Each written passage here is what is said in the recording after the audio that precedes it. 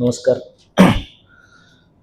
मंचावर असलेले जितेंद्र राऊळ, डॅरेल डिमेलो, रमाकांत पाटील, सचिन मोरे, माझे सहकारी सुशील शेजुळे, इतर सर्व स्थानिक सहकारी मित्रमंडळी, महाराष्ट्र धर्मावरच्या या परिषदेमध्ये आपल्यासमोर बोलताना मला आनंद होतो आहे. शेजुळे सुरुवातीला असं म्हणाले की त्यांना जो काही प्रतिसाद आहे तो अपेक्षित असा मिळाला नाही. आपण मागच्या वेळेला अण्णा ज्याला परिषद घेतली पालघरमध्ये त्यावेळेला एवढे लोक होते की बसायला जागा नव्हती.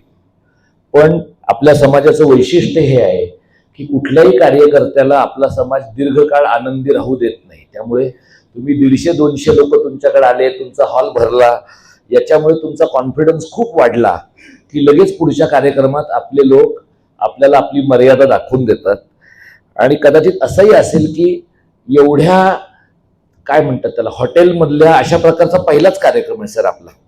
तर मराठीच्या चळवळीत काम करणाऱ्या लोकांना अशा प्रकारच्या थोड्या आलिशान वाटणाऱ्या हॉटेलातल्या कार्यक्रमांची पण सवय नाहीये. त्यामुळे अशा ठिकाणी आपले लोक कार्यक्रम करतायत म्हणजे नेमकं ह्या कार्यक्रमाच्या मागे आहे तरी कोण, अशा प्रकारचा प्रश्न इथं आलेल्या किंवा न आलेल्या श्रोत्यांना पण पडलाय का काय मला माहिती नाही. पण हे स्वाभाविक आहे. मगाशी अण्णांशी आणि इतरांशी बोलताना असं म्हणालेलो की एकाच वेळेला खूप कार्यक्रम शहरामध्ये असतात, त्यावेळेला त्याचा एक परिणाम होतो. पण आपण एक लक्षात काय घ्यायला पाहिजे की त्याच्यामध्ये सुद्धा माणसं त्यांच्या आवडीचे कार्यक्रम निवडतात.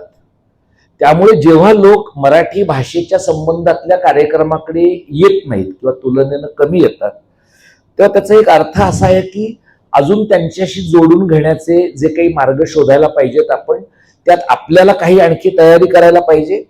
आणि हा प्रश्न इतका जीवन मरणाचा झाला आहे असं आपल्या लोकांना वाटतंय, आपल्याला वाटतंय, तसं व्यापक समाजाला पण वाटण्याची फार गरज आहे. त्या दृष्टीनं काय करता येईल हा एक संघटक म्हणून आपल्याला सातत्यानं विचार करायला पाहिजे असा मुद्दा आहे.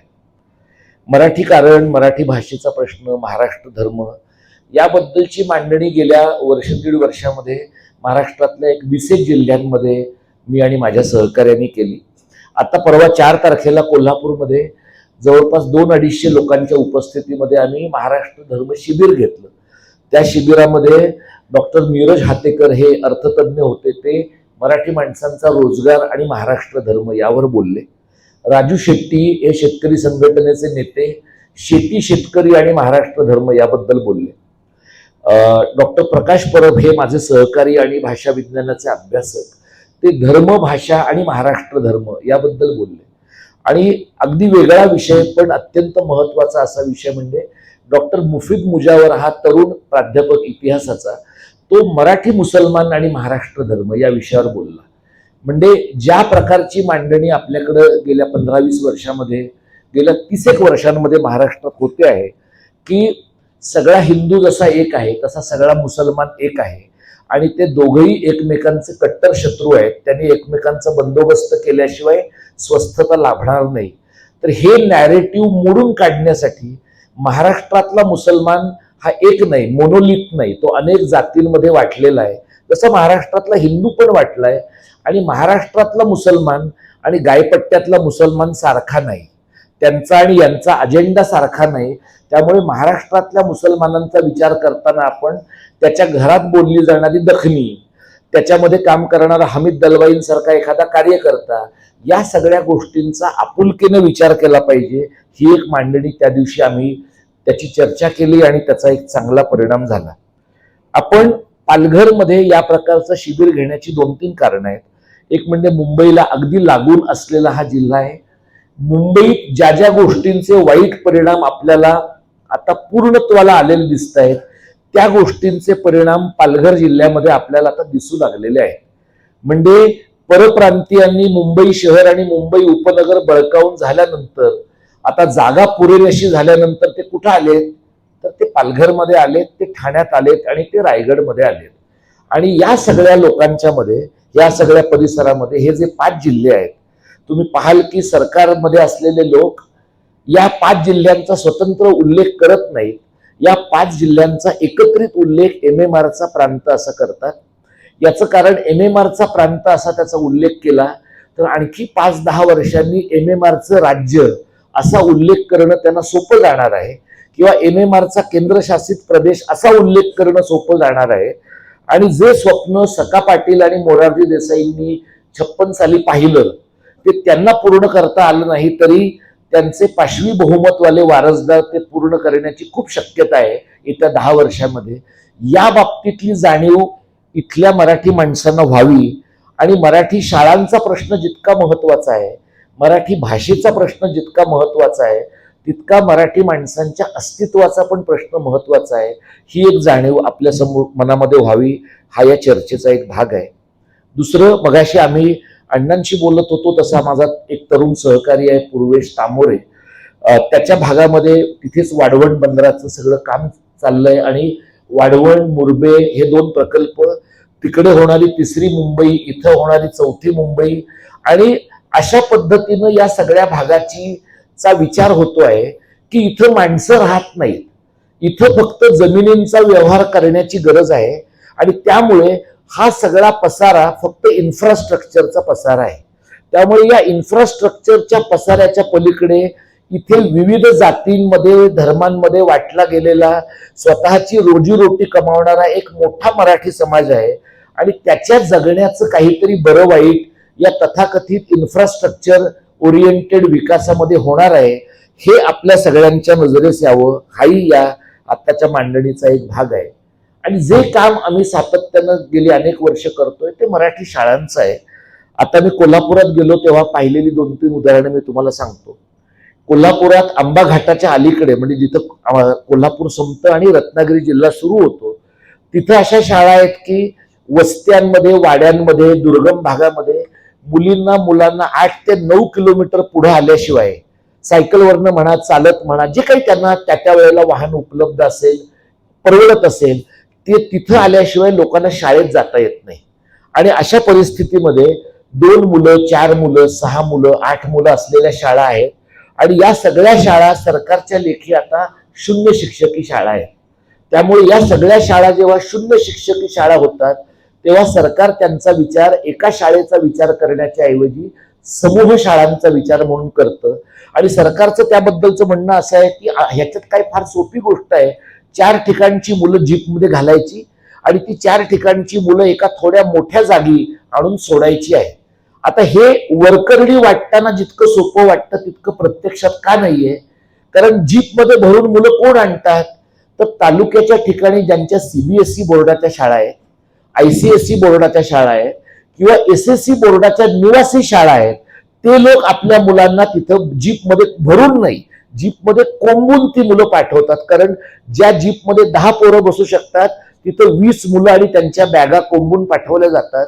पण तिथे पालकांना आपल्या मुलांचा कोंडवाडा केल्याचं दुःख नाहीये. त्यांना असं वाटतंय की आपल्या मुलांनी टाय आणि बूट घातलेत त्यामुळे एवढं तरी आपण सोसलंच पाहिजे, कारण पुढे जाऊन आपला मुलगा साहेब होणार आहे, मुलगी होणारच आहे असं पालकांना वाटतंय. असं नाहीये, मुलगा होणार आहे आणि मुलीचं शिक्षण कदाचित 10वी पर्यंत खंडित होणार नाहीये. जेव्हा सरकार समूह शाळांचा विचार करतं त्यावेळेला पहिल्यांदा ज्यांच्या शाळा बंद होतात त्या मुली आहेत. त्यातही समाजाच्या तळच्या घटकांमधल्या ज्या मुली आहेत, म्हणजे दलितांच्या घरातल्या मुली असतील, मुसलमानांच्या घरामधल्या मुली असतील, या मुलींचं शिक्षण पहिल्यांदा बंद होतं.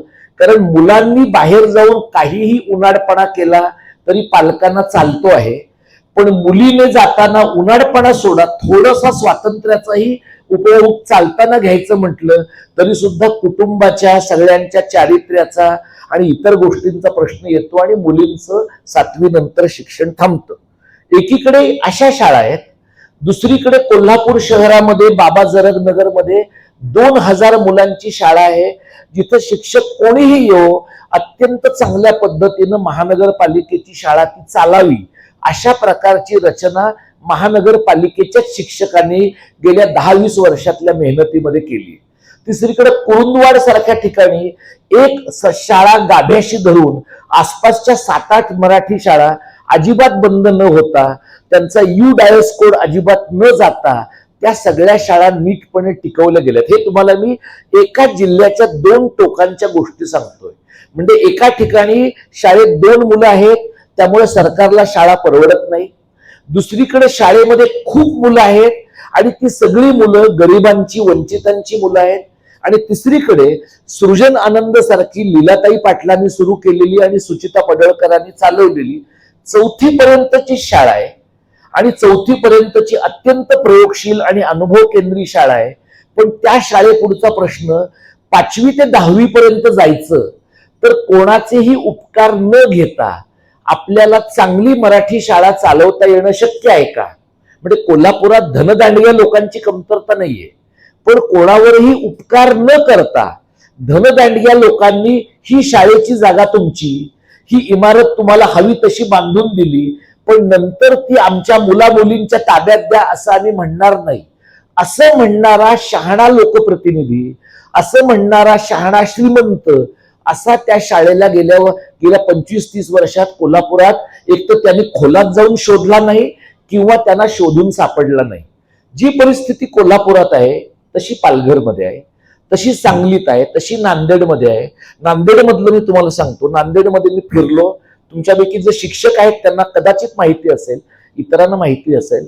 नांदेडमध्ये नो स्कूलिंग नावाची पद्धत सुरू झाली. कुणाला माहित आहे का? 5वी पासून मुलं शाळेत जात नाहीत.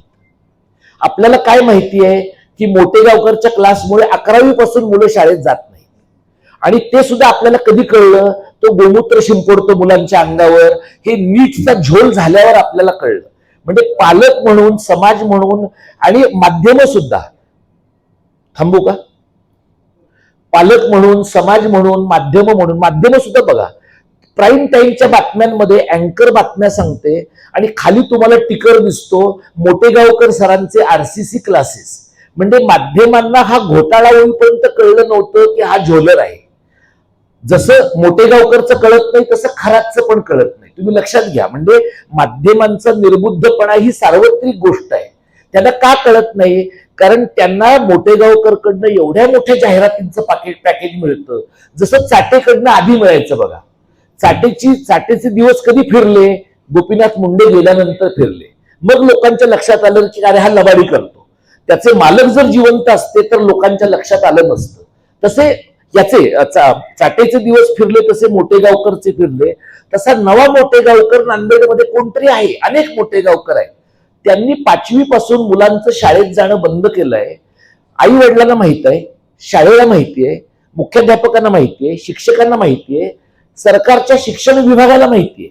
मुलांचा अटेंडन्स जसं बायोमेट्रिक, काही लोक 4 महिन्यातनं एकदमच बायोमेट्रिकच्या ऐवजी सह्या करतात ना, काही शिक्षकही करतात बघा, इलेक्शन मध्ये कामं करणारे एकदम अचानक येतात आणि सह्या करतात, तसं मुलंही करतात. आणि पालकांना वाटतंय की शाळेमध्ये न जाणं याच्यामुळे मुलांचं काही नुकसान होत नाही. म्हणजे शाळा ही मुलांच्या सामाजिकीकरणाची प्रक्रिया आहे आणि साधन आहे, असं नांदेडमध्ये गेल्या काही वर्षात पालकांना वाटत नाही. आणि त्यामुळे नांदेडच्या आसपासच्या जिल्ह्यांमधले पालक आपल्या मुलांना तिथल्या शाळेत आणून टाकतायत. म्हणजे असं नाही होत आहे की लोकांना नांदेडमध्ये चाललंय ते चूक आहे असं वाटतंय. लोकांना असं वाटतंय की नांदेडमध्ये घडतंय ते अनुकरणीय आहे, कारण आपल्या मुलांची सायन्सच्या परीक्षांसाठीची तयारी 11वीत करण्यात काही पॉइंट नाही, ते 5वीतच केलं पाहिजे. त्यामुळे मराठी शाळांच्या प्रश्नांचा जेव्हा आपण विचार करतो तेव्हा बंद पडणाऱ्या शाळा हा एक भाग आहे, समायोजित होणारे शिक्षक हा एक भाग आहे, पण चालू असणाऱ्या शाळांची जी परिस्थिती आहे त्या शाळांमध्ये तुम्ही अनेक ठिकाणी बघाल की अनेक ठिकाणी तुम्हाला जाणवतं की शाळा कागदोपत्री चालू आहेत पण वर्गात लोक जात नाही. मग त्या झेडपीच्या असतील, महानगरपालिकांच्या असतील, खाजगी अनुदानित असतील, या प्रकारच्या शाळांमध्ये अनेक ठिकाणी मुलांना शिकवण्यासाठी लागणारी जी तरतरी आहे, मुलांना शिकवण्यासाठी लागणारी जी प्रयोगशीलता आहे, ती जर शिक्षकांमध्ये नसेल तर मुलं शाळेत येतील, एनरोल होतील, पण ती विशिष्ट वयातल्या मुलांची पाळणाघरं आहेत, शाळा नाहीये. मराठी शाळांचा विचार करताना या प्रश्नाचा आपण गांभीर्याने विचार करतो का, हा एक प्रश्न आपण विचारून स्वतःला घेतला पाहिजे. दुसरं जे मी मागच्या पालघरच्या आपल्या कार्यक्रमातही बोललो होतो की मोठा वर्ग आपल्या समाजातला असा आहे की ज्यांना असं वाटतं, विशेषतः सर्व जाती धर्मातला मध्यमवर्गीय महाराष्ट्रीयन माणूस जो आहे त्याला असं वाटतं की का मुलांना मराठी माध्यमात घालायचं आहे, पुढे 11वीत जाऊन त्या मुलाला जर इंग्रजी शिकायचं आहे तर ते पहिलीपासून शिकलं तर काय प्रॉब्लेम आहे? मग पहिलीपासून शिकण्याचा प्रयत्न आपल्याकडे लोकांनी काही वर्षापूर्वी सुरू केला. आता तुम्ही जाहिराती पहा, मुंबई महानगरपालिका, ठाणे महानगरपालिका, नवी मुंबई महानगरपालिका यांनी बालवाडीचे वर्ग इंग्रजी माध्यमाचे सुरू केलेले आहे. याच्या पुढचा टप्पा काय आहे? गर्भसंस्काराचे वर्ग इंग्रजीमधनं सुरू करणं आहे. आपला समाज आणखी 5 वर्षांनी या पातळीवर जाईल. याचं कारण आपले जे मराठी स्त्री पुरुष आहेत यांचा भाषिक जी काही आकलन आहे, यांची जी काही भाषाशास्त्रीय समज आहे आणि आपल्या मुलांचं शिक्षण बरं करण्यासाठी काय करायला पाहिजे याबद्दलचं त्यांचं जे आकलन आहे ते पूर्ण गंडलेलं आहे. आणि त्यामुळे माझ्यासारखे लोक जेव्हा असं विचार सांगतात की मराठी माध्यमाच्या शाळांमध्ये मुलांनी शिकलं पाहिजे, तेव्हा लोक मराठी माध्यमाच्या शाळा चांगल्या की वाईट हा प्रश्न विचारत नाही. तुम्ही तुमच्या मुलांना घातलं का हा प्रश्न विचारतात. सुदैवाने आम्ही सगळ्या कार्यकर्त्यांनी आमच्या मुलांना मराठी माध्यमाच्या शाळेत घातलेलं असल्यामुळे आम्हाला तो बोलण्याचा नैतिक अधिकार आहे. पण आता आपल्याकडे महाराष्ट्रामध्ये अनेक राजकीय पक्षांचे नेते आहेत, राजकीय कार्यकर्ते आहेत, प्रशासक आहेत, ते किंवा कलावंत आहेत, लेखक आहेत, प्राध्यापक आहेत. यातल्या अनेक लोकांचं पोट मराठीवर चालू आहे, पण त्यांच्या घरामध्ये मुलं मराठीमध्ये शिकत नाहीत. अनेक शिक्षक तुम्हाला असे दिसतील की जे मराठी माध्यमाच्या शाळांमध्ये शिकवतात, पण त्यांची मुलं मात्र जवळच्या परिसरातल्या इंग्रजी माध्यमामध्ये जातात. मग त्यांना मराठी माध्यमाचं, मराठी भाषेचं महत्व कधी कळायला लागतं? जेव्हा त्यांची शाळा बंद पडायला लागते तेव्हा. मग ते घरोघरी जातात, लोकांना सांगतात की मराठी माध्यमाची शाळा फार चांगली आहे, मातृभाषेतनं शिक्षण किती आवश्यक आहे. मग गरीब वस्तीतला पालक त्यांना विचारतो की हे जर तुम्हाला इतकं कळलेलं आहे तर तुमची मुलं कोणत्या शाळेमध्ये गेली आहेत? आणि मग तुमची मुलं जर इंग्रजी माध्यमामध्ये गेली असतील आणि आज जर तुमच्या नोकऱ्या जाण्याचा प्रश्न आला नसता तर तुम्हाला मातृभाषेतल्या शिक्षणाचं महत्व पटलं असतं का? हा प्रश्न 10 वर्षापूर्वी आम्ही जेव्हा कामं करायचो तेव्हा लोक असं म्हणायचे की हा प्रश्न मुंबईमधला आहे. तुमच्यापैकी जे जे लोक महाराष्ट्राच्या वेगवेगळ्या भागांमधले आहेत, त्यांची मूळ गावं आहेत, त्यांचे नातेवाईक राहत आहेत, हा प्रश्न आत्ताच्या घडीला मुंबईपासून गडचिरोलीपर्यंत सगळीकडे आहे. आपल्याकडे लोक असं म्हणायचे मुंबईत शाळा बंद पडत आहेत, शाळा गडचिरोलीत पण बंद पडत आहेत, शाळा धाराशिवमध्ये पण बंद पडत आहेत, शाळा नंदुरबारमध्ये पण बंद पडत आहेत.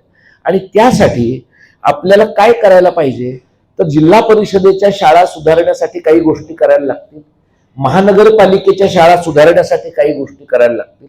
मध्यंतरी तुमच्यापैकी काही लोकांनी भूषण गगरानींना आम्ही कार्यकर्ते 2दा भेटलो, त्याचे कदाचित व्हिडिओ किंवा काही पाहिले असतील. मुंबईमध्ये मराठी माध्यमाच्या शाळा बंद करण्याचा त्यांनी एक चांगला मार्ग शोधून काढलेला आहे की इमारती धोकादायक ठरवायच्या.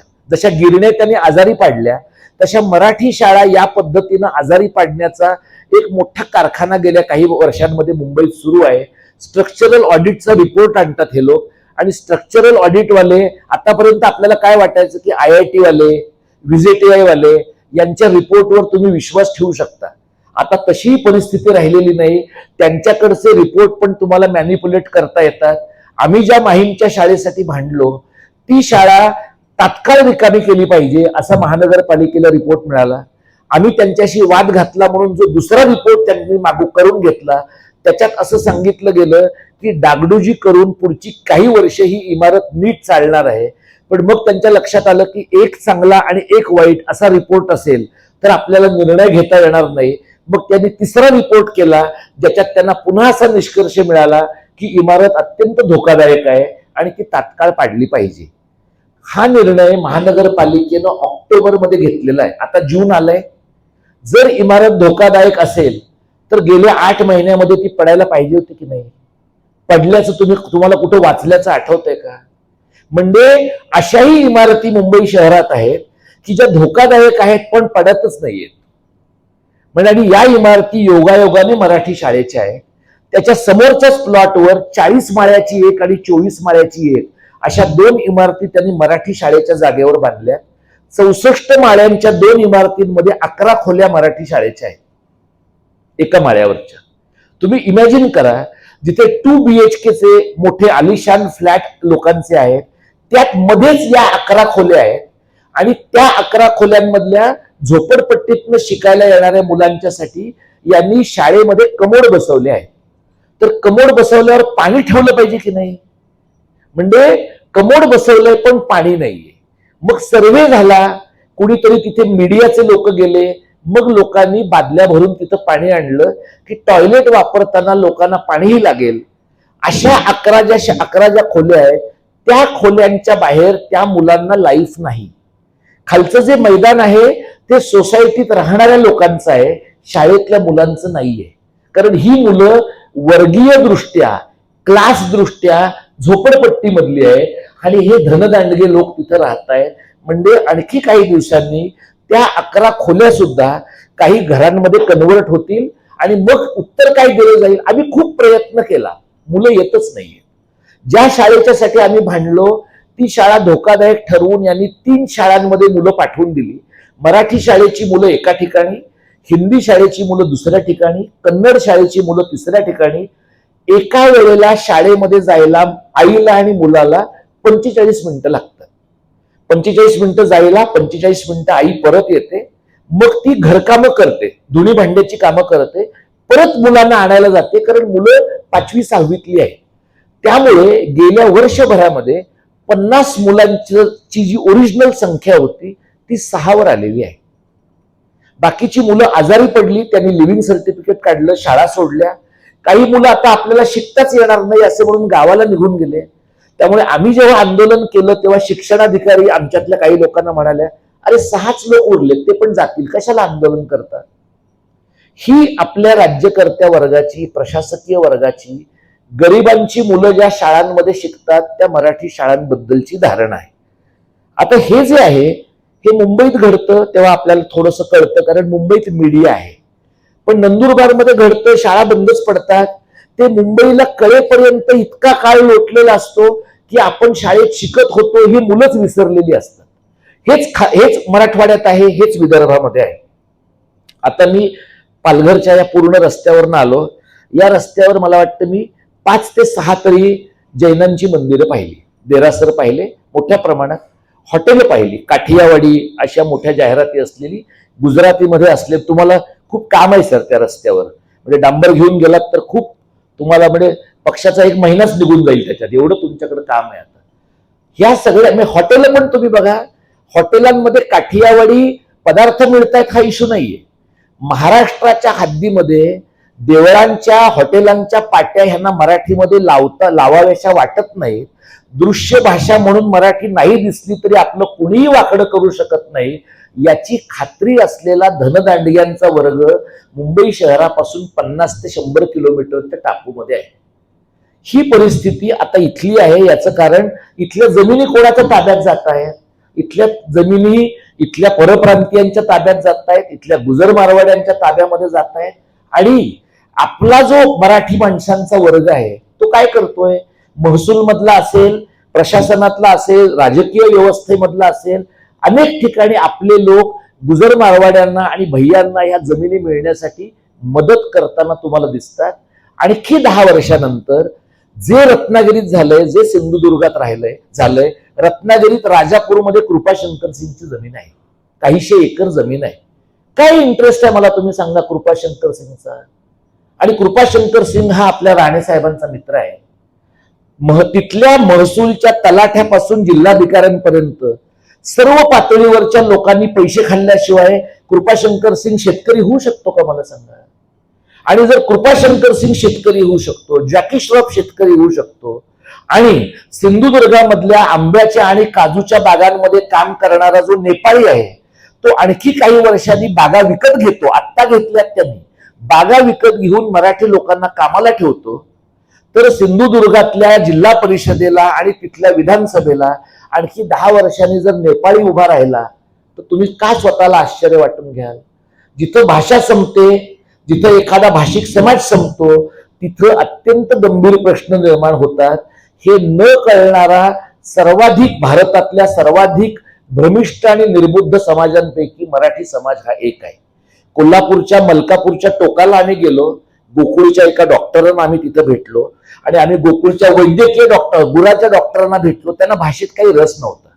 त्यांना बाहेर पडताना मी म्हटलं की तुमचा प्रश्न आणि आमचा वेगळा आहे असं तुम्हाला वाटेल, पण जेव्हा गोकुळच्या उद्योगामध्ये भैये येतील तेव्हा तुम्हाला कळेल तर ते म्हणाले आजच गोकुळच्या अनेक ठिकाणी जिथं गाई म्हशी आहेत लोकांकडं, तिथं म्हशीच्या धारा काढायला आजच कोल्हापूर जिल्ह्यामध्ये भय्ये येऊन राहतात. सांगली जिल्ह्यामध्ये द्राक्षाच्या बागांमध्ये भय्ये येऊन राहतात आणि मराठी लोक त्यांचं आदरातिथ्य करतात. आणि मग आपण एकमेकांना सांगतो की तो स्वस्तातला मजूर उपलब्ध आहे आणि आमची माणसं काम करत नाही. आपली माणसं जर महाराष्ट्राच्या बाहेर जाऊन काम करतात, आपली माणसं जर देशाच्या बाहेर जाऊन काम करतात, तर तुम्हाला युपी बिहारचा मजूर स्वस्तात का उपलब्ध होतो? कारण याच्याही पेक्षा कमी पैशात त्याला त्याच्या राज्यात जगावं लागणार आहे. त्यामुळे आपण जेव्हा स्वस्त मजुरीचं समर्थन महाराष्ट्रात करतो, तेव्हा आपल्याही पोटात एक प्रकारची भांडवली शोषणाची वृत्ती आहे, हे आपण लक्षात घेतलं पाहिजे. आपला जो मराठी माणूस आहे त्याच्या जगण्याच्या गरजा वेगळ्या आहेत, जगण्याचा स्तर वेगळा आहे. त्यामुळे युपी बिहारचा माणूस एका खोलीत 20 माणसं राहतात. आपलाही गिरणी कामगार गिरण्या चालू होत्या त्यावेळेला बैठकीच्या खोलीत 20-20 लोक झोपत होते. बीडीडी चाळीमध्ये नवी जोडपी आतल्या खोल्यांमध्ये आणि नवी सगळी म्हातारी मंडळी गॅलऱ्यांमध्ये झोपून लोकांनी आयुष्य काढली. पण समाजाची ज्या वेळेला प्रगती होते तेव्हा माणसाला स्वतःचं काहीतरी स्वतंत्र जगणं आवश्यक आहे, स्वातंत्र्य आवश्यक आहे असं वाटतं. युपी बिहारच्या लोकांचा आणि सगळ्या बिमारू राज्यांमधल्या गायपट्ट्यातल्या लोकांचा तिथपर्यंतचा सांस्कृतिक प्रवास व्हायला अजून 50 वर्ष लागणार आहे. पण तो प्रवास त्यांचा जो आहे तो आपल्या मदतीने सोपा होणार आहे. आपण त्यांना शिकवणार आहोत की इथे येऊन भरपूर पैसे कमवा. आपला कोकणातल्या मनी ऑर्डर इकॉनॉमीवर राग आहे. आपण काय म्हणतो, कोकणातले लोक आळशी आहेत, ते तिकडे काही करतच नाहीत, गणपतीला जातात, होळीला जातात. हेच युपी बिहारचा माणूस करतो. सगळा पैसा इथं कमवून तो त्याच्या गावामध्ये नेतो. याच्याबद्दल आपली तक्रार नाहीये.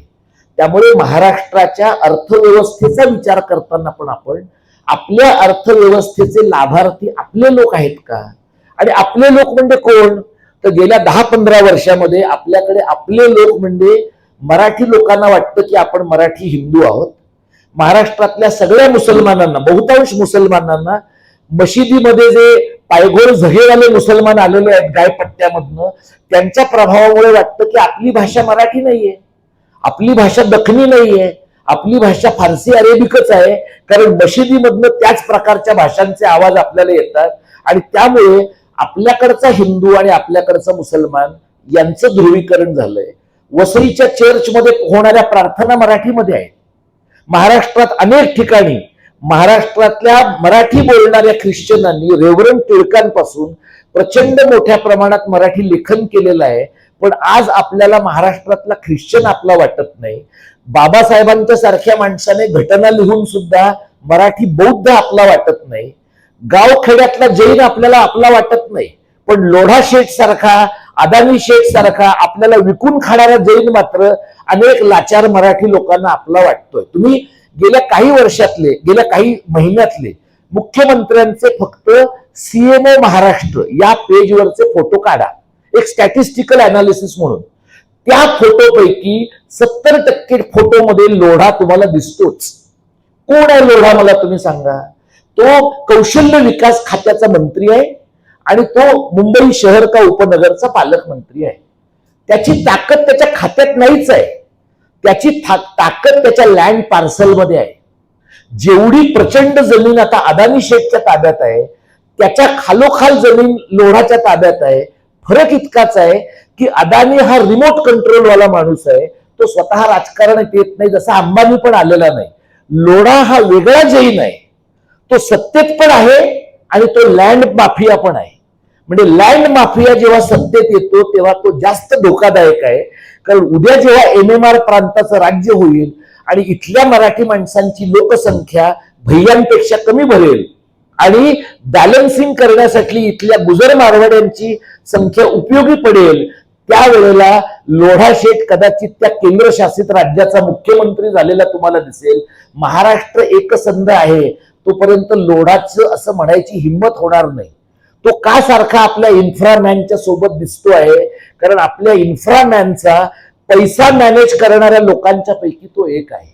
आणि त्यामुळे हा जो मराठी माणूस आता मुंबई आणि या सगळ्या परिसरात तुम्हाला दिसतोय, त्या मराठी माणसाच्या वंचितीकरणाचा, परिघीकरणाचा विचार करताना मुंबईतला किती रोजगार आपल्या हातात आहे, मुंबईतला किती मालमत्ता आपल्या हातात आहे, मुंबईतल्या रिअल इस्टेटमध्ये, पालघर मधल्या रिअल इस्टेट मधले किती लोक आपले आहेत, याचा नीट विचार यानंतरच्या काळामध्ये जर आपण केला नाही तर महाराष्ट्रातलं मराठीकरण यशस्वी होण्याची कमी शक्यता दिसते. मी आणखी 5-6 मिनिटं बोलून नंतर तुमचे सगळ्यांचे प्रश्न घेणार आहे. या पालघर शहरामध्ये काही मराठी शाळा अशा आहेत की जिथे उत्तर भारतीयांची मुलं शिकतायत, कारण मराठी भाषक लोकांनी आपली मुलं मराठी शाळांमधनं काढून घेतली आहेत. उत्तर भारतीयांची मुलं पहिल्या जनरेशन मधली आहेत, त्यांना ती शाळा परवडते, कारण खाजगी इंग्रजी माध्यमाची शाळा अजून उत्तर भारतीय मजुराला परवडत नाहीये. पण मराठी लोकांच्या दातृत्वामुळे आणि मराठी लोकांच्या नाकर्तेपणामुळे सुद्धा इथं उत्तर भारतीय आणखी 10 वर्ष जेव्हा राहील, पूर्व भारतीय आणखी 10 वर्ष जेव्हा राहील, तेव्हा त्यांचा दुसऱ्या पिढीतला माणूस, दुसऱ्या पिढीतलं त्यांचं मूल मराठी माध्यमाच्या शाळेत जाणार नाही.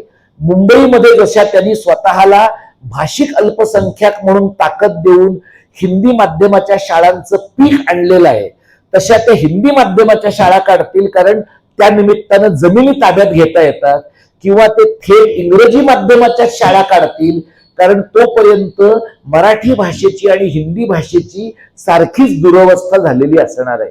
या परिस्थितीमध्ये आपण काय करू शकतो, काय करायला पाहिजे, असे मुद्दे मी आपल्या पुढे सरतेशेवटी मांडतो आणि मग तुमचे प्रश्न घेतो. इथं आपण एकत्र जे भेटतो आहोत दुसऱ्यांदा पालघरमध्ये, म्हणजे खरं तर शिजुळेंनी गेल्या अनेक वर्षामध्ये इथं संघटन बांधणीचा, लोकांना सोबत घेण्याचा प्रयत्न केला आहे.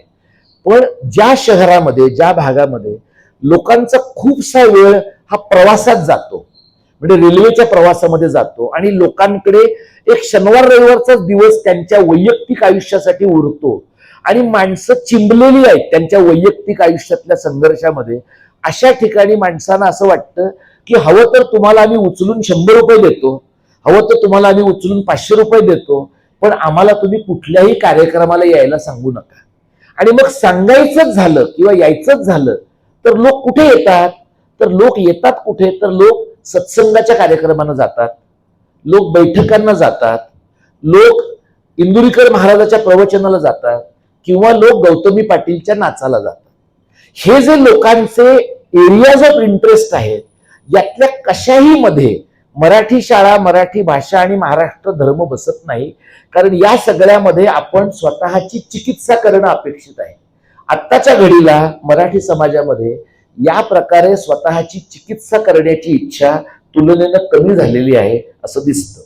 आपण काय करू शकतो, तर मला असं वाटतं की पालघर जिल्ह्यामधल्या सरकारच्या ज्या मराठी शाळा आहेत, आदिवासी भागांमधल्या सुद्धा ज्या मराठी शाळा आहेत, खाजगी अनुदानित मराठी शाळा आहेत, स्वयंअर्थसहाय्यित मराठी शाळा आहेत, या मराठी शाळांची आकडेवारी सरकारकडे असते. पण सरकारकडे असणाऱ्या आकडेवारीचा एक टिपिकल पॅटर्न आहे. त्याच्यामध्ये तुम्हाला त्या शाळांच्या पुढचे काय धोके आहेत, त्या शाळांच्या पुढची काय आव्हानं आहेत, हे तुम्हाला सरकारकडनं पूर्णतः सत्य पद्धतीने दरवेळेला कळेलच असं नाही. कदाचित कार्यकर्ते म्हणून आपल्याला तो डेटा गोळा करावा लागेल, सरकारच्या लोकांशी पण बोलावं लागेल, शाळांमधल्या शिक्षकांशी पण बोलावं लागेल, आणि हे जे काम आहे त्या कामासाठी लोकांना एकत्रच दरवेळेला भेटलं पाहिजे असं नाही. कदाचित ही सगळी कामं घरी बसून ऑनलाईन सुद्धा लोकांना करता येण्याची शक्यता आहे. आता पालघर जिल्ह्यामध्ये वाचनालय किती आहेत, अ दर्जाची किती आहेत, अ ते ड दर्जाची किती आहेत, आणि कागदोपत्री असलेली वाचनालय आणि प्रत्यक्षात तिथं जाऊन वाचणाऱ्या लोकांची संख्या, याच्याबद्दल सरकारचा पण ग्रंथालय संचालनालयाचा डेटा आहे. आपल्याला सुद्धा म्हणजे सरकारची खूप मागे एक स्कीम गाव तिथे वाचनालय अशा प्रकारची होती.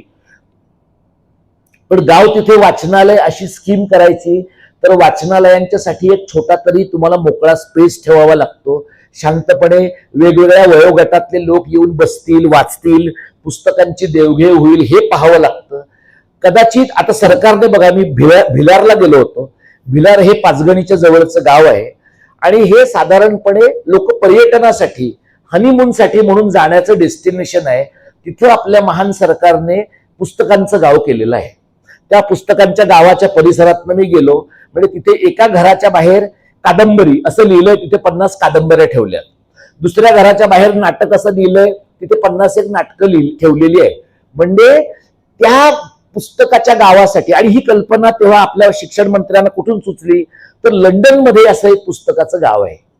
पण तुम्ही ज्या वेळेला काही कल्पना बिंडोकपणाने आयात करता, त्या कल्पना नीट कस्टमाइज करत नाही आणि आपल्या गरजा काय आहेत, आपल्या दृष्टीने उपयुक्तता काय आहे आणि आपल्या लोकांचा पिंड कसा आहे याचा विचार न करता तुम्ही केवळ त्याच्याकडे इन्फ्रास्ट्रक्चरचा भाग म्हणून पाहता. कारण तो इंटेलेक्च्युअल इन्फ्रास्ट्रक्चरचा भाग आहे. पण तुम्ही 4 घरांमध्ये फक्त पुस्तकं टाकून दिली तर टाकून दिलेली पुस्तकं कोणी वाचत नाही. हे त्या भिलारचं झालंय.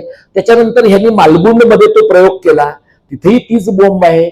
महाराष्ट्रात अशा प्रकारचं सरकारचं काही काम असेल तर तिथे पुस्तकं एका गोडाऊन मधनं दुसऱ्या गोडाऊन मध्ये जातात, एवढंच घडतं. वाचनालय म्हणजे पुस्तकांचं गोडाऊन नाही.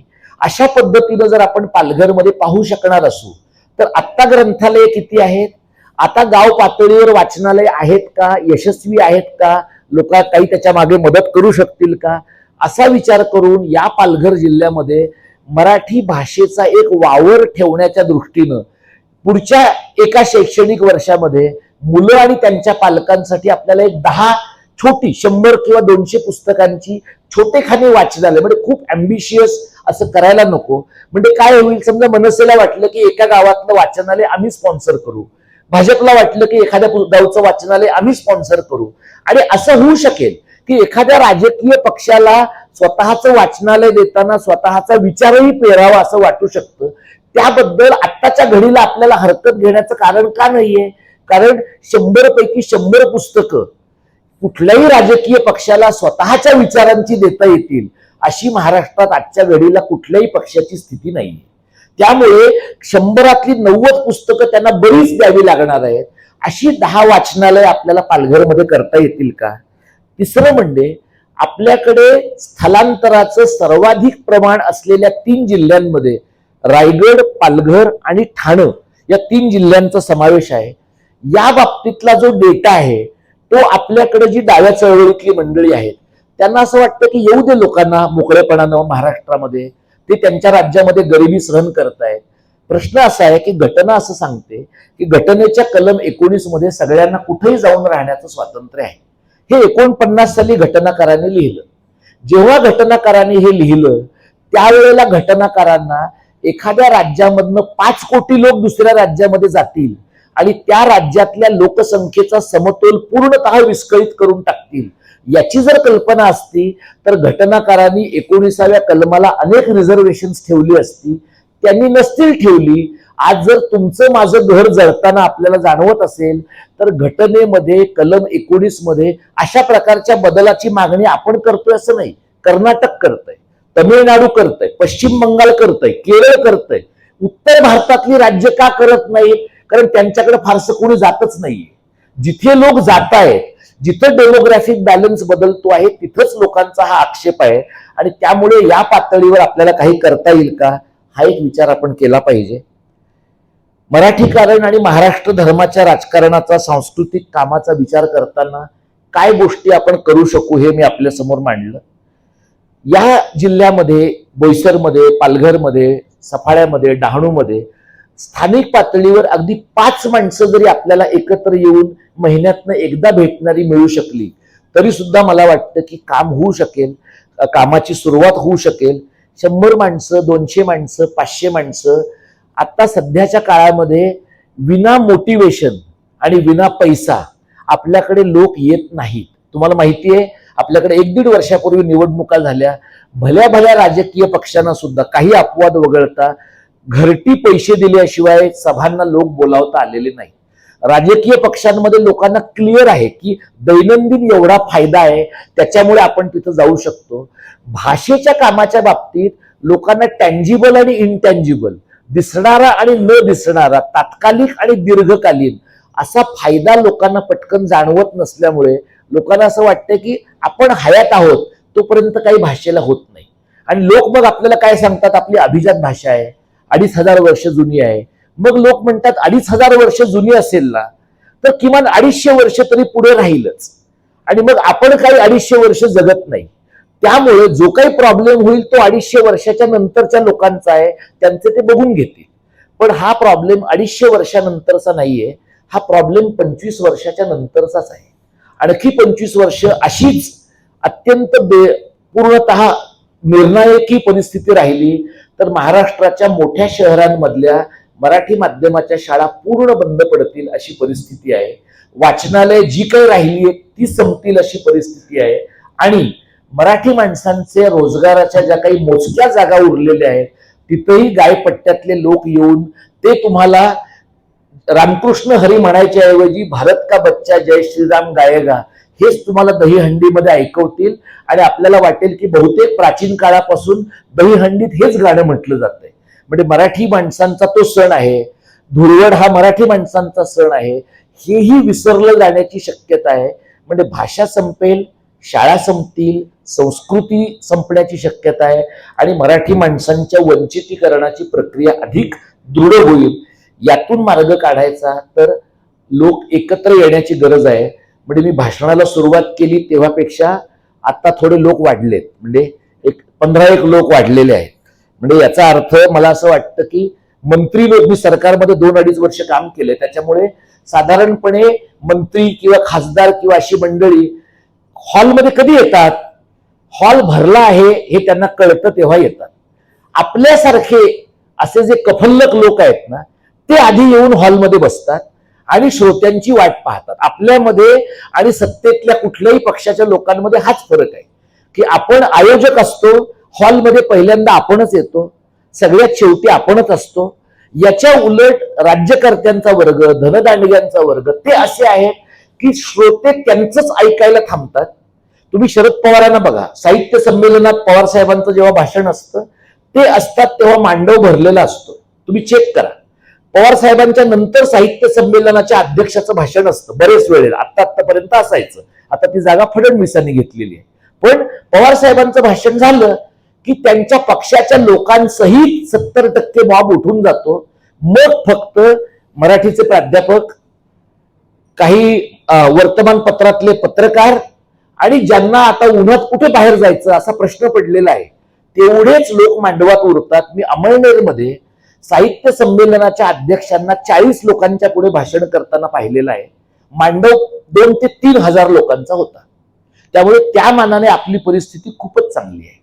आपल्या हॉलची परिस्थिती 81 लोकांची आहे आणि त्यामध्ये 35 ते 40 लोक आलेत, म्हणजे आपले तुलनेनं बरे दिवस आहेत. असं आपण अच्छे नसले अच्छे नसले तरी बरे दिवस आहेत असं म्हणता येईल. हे म्हणणं मी तुमच्या समोर मांडलं. त्यानंतर तुमची प्रश्नोत्तर झाल्यावर अण्णा समारोप करतील. जे काही तुमचे प्रश्न असतील, कामाशी जोडून कसं घेता येईल किंवा कसं जोडून घ्यावं याबद्दलचं काही म्हणणं असेल, काही पटलं नसेल, मोकळेपणानं सांगा. एक पुढची 15-20 मिनिटं, किती 15-20 मिनिटं प्रश्नोत्तर घेऊ आणि मग पुढचं सूत्रसंचालकांकडे मी सोपवतो.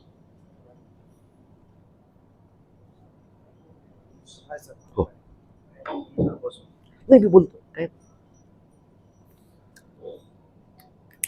कोणाला जर सरांना काही प्रश्न विचारायचे असतील किंवा काही शंका अपेक्षा तर आपण विचारू शकता. सर, माझं नाव संजय थोडं, मी तारापूरवरून आहे. मला एक गोष्ट अशी सांगायची आहे, कार्यक्रम सगळ्या मराठी लोकांची समजूत अशी असते की मी घराच्या बाहेर पडल्यानंतर आसपासचे सगळे लोक हिंदी बोलणारे, घरामध्ये मराठी लोक त्याला आधी म्हणते. असा एखादा दिवस ठरवला की त्या दिवशी कधी काय करते. जसं वेगवेगळ्या ठिकाणी वेगवेगळ्या धर्माची किंवा यांचे लोक ज्या वेळेला बाहेर पडतात त्या दिवशी त्यावेळेला त्यांची आयडेंटिटी उठून दिसते. आपण एखादा दिवस ठरवला, 1 मे महाराष्ट्र दिन समजा, किंवा काय म्हणतात कुसुमा मेहरांचा बर्थडेचा दिवस समजा, वाढदिवसाचा दिवस, की त्या दिवशी सगळे मराठी माणसं सकाळी 5 वाजेपासून ते रात्री 8 वाजेपर्यंत काहीतरी खिशाला, जसं तुम्ही बिल्ला लावलाय तसं मी मराठी किंवा काहीतरी हे करून किंवा ते टी-शर्ट दिलं तसं घालून तेवढा वेळ घराच्या उंबरठा ओलांडण्यापासून ते घराच्या उंबरठ्याच्या आतमध्ये येईपर्यंत एवढा वेळ ते घालून राहते. किमान टार्गेट मला असं वाटतं की 5 कोटी लोकांनी तरी तसं एका दिवसात एका वेळेला करावं, जेणेकरून मराठी भाषिकांची ताकद किती आहे महाराष्ट्रामध्ये, कारण 14 कोटीच्या महाराष्ट्रामध्ये 4 कोटी बाहेरचे लोक, 10 कोटी लहान मुलं आणि ही सोडून दिली आपण तरी 7 कोटी लोक आहेत. 7 कोटी म्हणजे 5 कोटी. त्याचा खर्च आहे साधारण 50-60 कोटी किंवा 100 कोटी पर्यंत आहे. त्याचा विचार नंतर करावा, पण अशा रीतीने करावा अशी माझी एक सूचना आहे. त्याची तयारी करायची तर आज तयारी केली तर ते 6 महिने किंवा वर्षानंतर आपण करू शकतो, लगेच नाही. पहिला भाग. दुसरं माझं असं म्हणणं आहे की मराठी भाषेच्या बाबतीमध्ये मराठी भाषा जसं कॉलेजची मुलं ही कॉलेजमध्ये बोलताना इंग्लिशमध्ये एकमेकांशी बोलतात किंवा मोठेपणा दाखवण्यासाठी हिंदीमध्ये बोलतात. मी 40 वर्षापूर्वी ज्याला ग्रॅज्युएट झालं त्याच्यात पोस्ट ग्रॅज्युएशन केलं त्याही वेळेला म्हणजे माझ्या वेळची परिस्थिती 40 वर्षापूर्वी की हिंदीमध्ये बोलणे मोठेपणाचं लक्षण आणि मराठीत बोलणं हे कौतुक म्हणून ही समजूत झाली आहे. त्याच्यामुळे असं कुठेतरी घडलं पाहिजे की मराठीमध्ये कॉलेजची मुलं विशेष करून 11वी 12वी फर्स्ट इयर सेकंड इयर नंतरची थर्ड इयर सोडून द्यायचं पोस्ट ग्रॅज्युएशन सोडून की मराठीमध्ये कॉलेज कॅम्पसमध्ये बोलली पाहिजे किंवा स्कूल कॅम्पसमध्ये बोलली पाहिजे असं काहीतरी आपल्याकडनं व्हायला हवं. टी शर्ट करण्याची कल्पना करतात. तिसरं मला असं वाटतं की महाराष्ट्र धर्म ही जी कल्पना आहे ही महाराष्ट्र धर्म कल्पना ही मुख्यत्वे मराठीच्या प्राध्यापकापेक्षा राज्यशास्त्राशी जास्त निगडीत आहे. म्हणजे लौकिकवादी म्हणा किंवा प्रबोधनकार ठाकरे म्हणा या सगळ्यांनी महाराष्ट्र धर्माबद्दल लिहिलेलं आहे. मला असं वाटतं की या बाबतीमध्ये महाराष्ट्र धर्म म्हणून ज्या काही अनेक गोष्टी आहेत त्या लोकांसमोर आल्या पाहिजेत. आज थोड्या आलेल्या आहेत शाळेच्या प्रवेशाच्या निमित्ताने. मला फक्त एकच मुद्दा शेवटचा सांगायचा. संघराज्याच्या बाबतीमध्ये मी मागे तुमच्याशी बोललेलो होतो आणि आताही परत सांगतो. संघराज्य कल्पनेमध्ये सर एक असं होतंय की जे 4 कोटी लोक बाहेरून येत आहेत आणि सगळ्यांची समजूत ही झालेली आहे की हा घटनेने दिलेला त्यांना बहुमूल अधिकार आहे. ते कुठेही जाऊन राहू शकतात, कुठेही काही करू शकतात. माझ्या मते राज्यशास्त्राचं आपल्याला जास्त ज्ञान आहे की 27 फेब्रुवारी किंवा महाराष्ट्र दिनाच्या दिवशी मराठी लोकांनी आता हे जे महाराष्ट्र धर्माचे बॅचेस आता मी हे बेसिकली आपल्याकडे शेतकरी संघटनेनं सुरू केले. शेतकरी संघटनेचा शरद जोशींपासून आता राजू शेट्टींपर्यंत सगळे लोक हा बॅच लावतात. इव्हन मला वाटतं कम्युनिस्टांमध्ये पण कार्ड होल्डर त्यांचा तसा बॅच लावतो. महाराष्ट्र सैनिक लावतात, महाराष्ट्र सैनिकही लावतात. भाजपवाले लावतात का हा कमळ ते मोदी शेठ पासून इथे सुरू झाले ते कमळाचं ते ठीक आहे. त्याच्यामध्ये निष्ठेपेक्षा सुद्धा ते इलेक्टोरल कॅम्पेनचा भाग आहे पण ते ठीक आहे. कमळही जे लावतात त्यांनी लावायला काही प्रॉब्लेम नाहीये. पण 27 फेब्रुवारी आणि 1 मेच्या दिवशी किंवा इतरही दिवशी म्हणजे 21 नोव्हेंबरचा दिवस आहे जेव्हा संयुक्त महाराष्ट्राचं आंदोलन एका अर्थाने सुरू झालं. हे करण्याबद्दल वैयक्तिक पातळीवर आपण आवाहन करावं सामूहिक पातळीवर.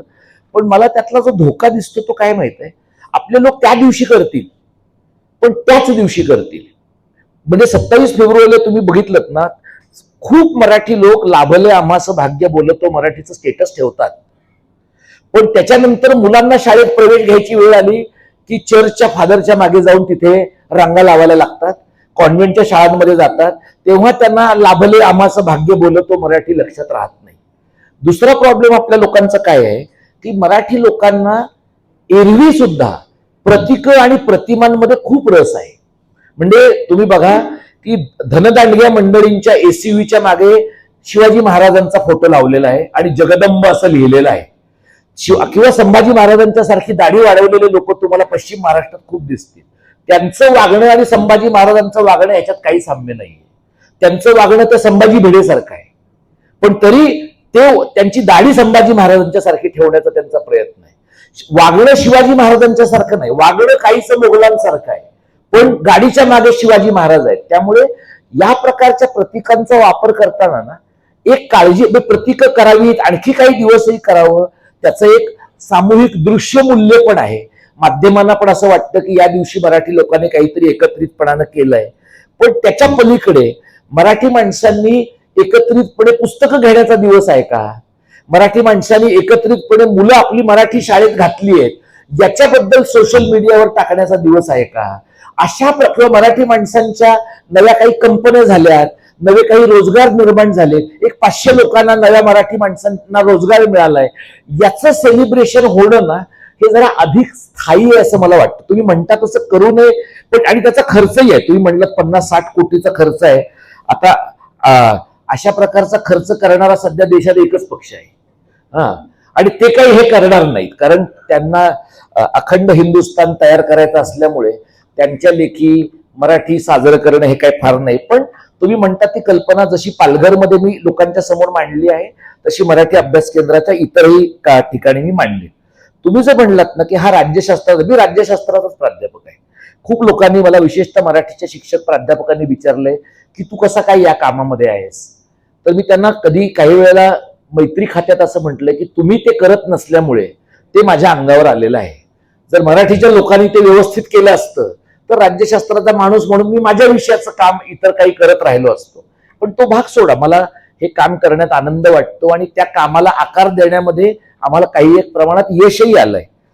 संघराज्याच्या बाबतीमध्ये तुम्ही जे मुद्दे मांडलेत, इंडिव्हिज्युअल राईट आणि ग्रुप राईट, वैयक्तिक अधिकार आणि सामूहिक अधिकार, या बाबतीमध्ये आपल्याकडच्या वकील मंडळींनी, विशेषतः सिव्हिलचं काम करणाऱ्या, केंद्र राज्य संबंधांच्या अंगाने विचार करणाऱ्या मंडळींनी घटनेच्या कलम 19 मध्ये असलेलं देशात कुठेही जाऊन राहण्याचं आणि व्यापार उदीम करण्याचं जे स्वातंत्र्य आहे त्याला असणाऱ्या मर्यादा काय आहेत आणि गेल्या 75 वर्षातला त्याबद्दलचा केस लॉ काय आहे याचा नीट अभ्यास करून जे लोक सतत आपल्या तोंडावर फेकतात की हे इथे येऊन आम्ही कशाला मराठी शिकायला पाहिजे, आम्ही नाही शिकलो कारण आमच्या सगळ्या समाजाची, आमच्या राज्याची भाषा वेगळी आहे, हिंदी ही राष्ट्रभाषा आहे, अशा प्रकारचं थोतांड पसरवणाऱ्या लोकांच्या समोर आपल्याला अभ्यासू पद्धतीने गेलं पाहिजे. आणि म्हणून तुम्ही जसं म्हणलात पुस्तिका करायला पाहिजे, तशी महाराष्ट्र धर्मावरची पुस्तिका आम्ही करतो आहोत. म्हणजे ती पुस्तिका मी लिहितो आहे. ती पुस्तिका कदाचित येत्या 4-1 महिन्यांच्या मध्ये पुस्तिका म्हणा, थोडं अधिक मोठ्या स्वरूपाचं ड्राफ्ट म्हणा, महाराष्ट्र धर्म आणि मराठी कारणाबद्दलचा लोकांच्या समोर येईल. कदाचित सॉफ्ट कॉपीमध्ये अधिक लोकांच्या पर्यंत जाईल, पण ती पुस्तिका आम्ही आत्ताच्या काळामध्ये करतो. तुम्ही जो शेवटचा मुद्दा मांडलात की मागच्या कार्यक्रमात जास्त लोक होते, आता कमी आहेत, तर ह्या कार्यक्रमाचं सगळं नियोजन जे आहे ते अण्णा असतील, शेजुळे असतील, ही मंडळी करत असल्यामुळे ते नंतर त्याचं उत्तर कार्यक्रमाच्या दरम्यानच, पण ते तुम्हाला झालेल्या बैठका, लोकांचा प्रतिसाद याच्याबद्दल बोलतील.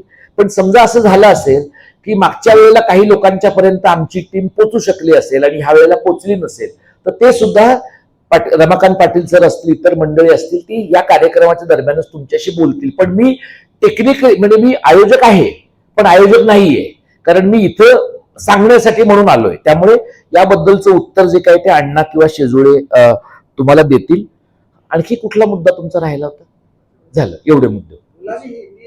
हा, मुलांच्या काय झालं माहित आहे, ज्यांनी, एकच मिनिट, हे शेवटचा मुद्दा ज्यांनी आपल्या मुलांना इंग्रजी माध्यमाच्या शाळेत घातलंय ना, त्या शाळांमध्ये मराठीत बोलायला बंदीच आहे.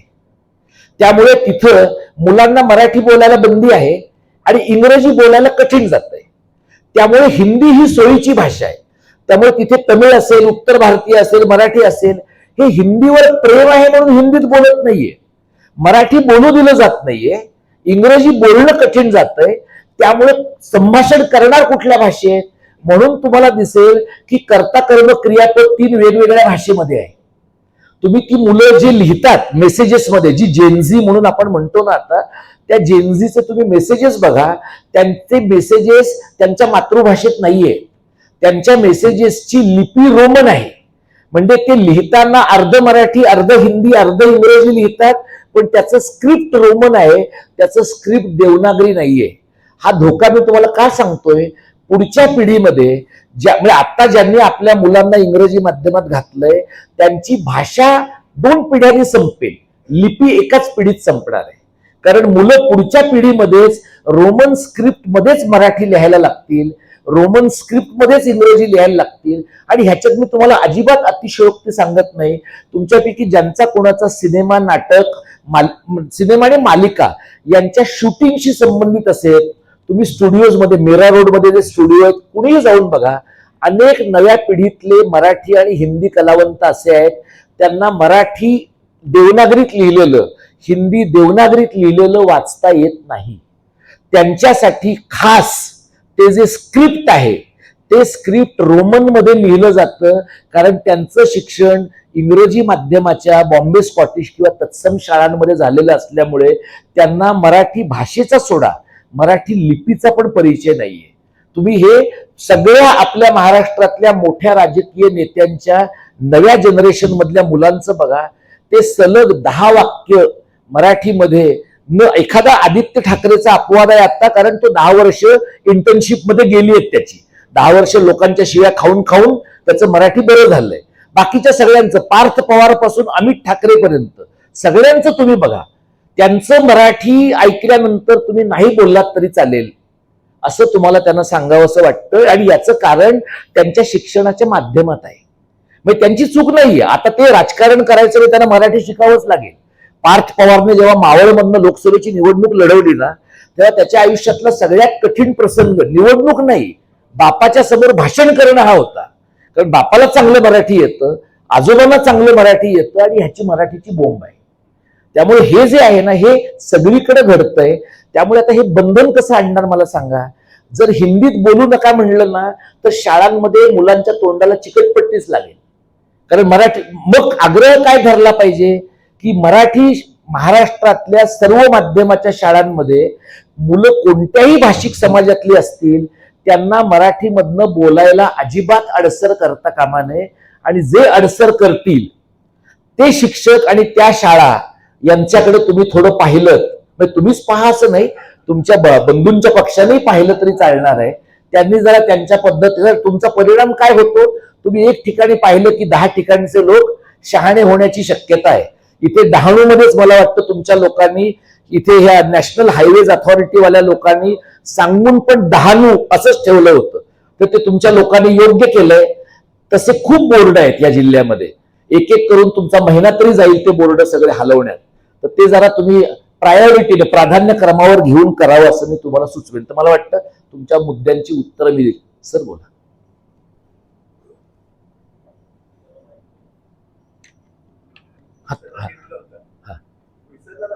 हो हो, पालक मेळावा जो आहे ना, आम्ही महाराष्ट्रात आतापर्यंत 10 पालक संमेलनं घेतली. पालक संमेलन म्हणजे मेळावे तर खूप ठिकाणी घेतले, पण संमेलनं घेतली. शेवटचं पालक संमेलन आम्ही पुणे जिल्ह्यामध्ये शिरूरमध्ये घेतलं. पालघरमध्ये आम्ही खूपदा प्रयत्न केला होता अगोदर, पण ते थोडं जमलं नाही. पण आता खूप आम्हाला गरज अशी वाटते की या पालक संमेलनांमध्ये आम्ही 25 ते 35 या वयोगटातली मराठी शाळांमध्ये शिकून चांगलं करिअर करणारी जी मुलं आहेत त्यांच्या मुलाखती घेतो. मराठी शाळांमध्ये आपल्या मुलांना घालणारे जे आई पालक आणि बाबा पालक आहेत त्यांच्या मुलाखती घेतो. आणि इतर ठिकाणी प्रयोगशील शाळा चालवणारे जे लोक आहेत त्यांच्या शाळांमध्ये मराठी शाळेमध्ये शिकलेली मुलं आणि इतर शाळांमधली मुलं यात काय फरक पडतो हे सांगणारे काही कार्यक्रम घेतो. पालघरमध्ये, बोईसरमध्ये, डहाणूमध्ये अशा प्रकारचे आधी मेळावे करून एक वर्षभराच्या अखेरीस समजा आपल्याला एखादं संमेलन करता आलं, जिथे एक 500 1000 लोक आपल्याला पालक बोलावता आले. साधारणपणे 2017ला आम्ही सुरुवात केली ते 2017 ते 25 पर्यंत दर पालक संमेलनाला 1000 ते 1500 पालकांची ऑन अँड ऍव्हरेज उपस्थिती 2 दिवसामध्ये होती. मला असं वाटतं की हे आपल्याला करता येईल.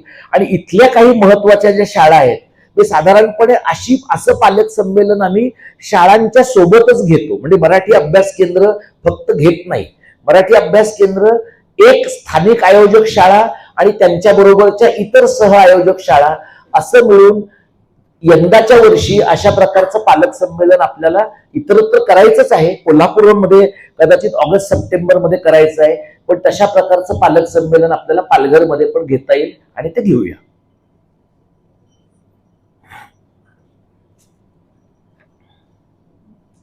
गाव तिथे वाचनालय असा माझी संकल्पना चांगली आहे.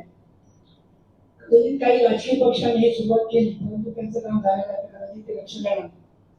मला असं वाटते की आपण जर प्रत्येक ग्रामपंचायतीला भेट दिली की नक्की त्यांच्याकडे किती पुस्तक आहे, की वाचनालयासाठी शासनाकडून काय त्यांना मदत मिळते, काय त्याच्या अडचणी आहेत, किंवा आपण जिल्हाधिकारीला किंवा शिक्षणाधिकाऱ्यांना जर मराठी अभ्यास केंद्रातून पत्रव्यवहार केला तर त्यातून चांगली संकल्पना निर्माण होऊ शकते. ह्याच्या पलीकडे जाऊन मी असं आव्हान करेल की इथे बरेच लोक जमलेले आहेत, तर आपल्या गावाच्या नजीक असणाऱ्या ग्रामपंचायत 4-5 लोकांनी एकत्र येऊन त्या ठिकाणी भेटी दिल्या की वाचनालयाची नक्की स्थिती काय आहे, पुस्तकं आहेत की त्या ठिकाणी बसण्यासाठी अभ्यासिका आहे की नाही, तर त्यातनं आपल्याला काही मार्ग काढतात. आणि प्रत्येक गावात खरोखरच वाचनालय तयार झालं तर ही संकल्पना आपल्याला पुढे चांगल्या प्रकारे राबवता येईल. दुसरं असं मी आव्हान करेन की प्रत्येक घरामध्ये वर्षामध्ये 4-5 लोकांचे तरी वाढदिवस असतात. आपण केक आणतो, बाकीच्या काही गोष्टी आणतो, तर ग्रामपंचायतमध्ये जर वाचनालय असेल तर त्या ठिकाणी त्यांना आपण 5 पुस्तकं भेट द्यावी, तर आपल्याला पुस्तकाची कमतरता लागणार नाही आणि शासनाकडे त्याच्या काही मदती जी आहे त्यासाठी आपण पत्रव्यवहार केला तर चांगलं. तुम्ही हा ताई विचार. या वाचनालयाच्या संदर्भामध्येच बोलते की हे सगळे गावभिन्न वाचनालय ह्या आधी जेव्हा कुसुमाग्रजांच्या पुस्तकांचं प्रकाशन झालेलं होतं, मी गेलेलं होतं तेव्हा आम्ही पेटी घेऊन गावामध्ये पुस्तकं पोहोचवण्याचं काम कुसुमाग्रज प्रतिष्ठानचं हो प्रतिष्ठानतर्फे त्याच्यामध्ये आपल्या पेटी पाटीलचं सुद्धा माझ्या पुस्तकाच्या वेळेला होते प्रकाशनाला आणि ती संकल्पना आम्ही तिथे राबवण्याचं ठरवलेलं होतं विरारवरून आणि इथं मला वत्सला प्रभाकर राऊत यांनी मदत केलेली होती. परंतु प्रत्यक्षामध्ये जेव्हा जातो ना तेव्हा ती पुस्तकं घेऊन तितक्या प्रमाणामध्ये वाचली जात नाही.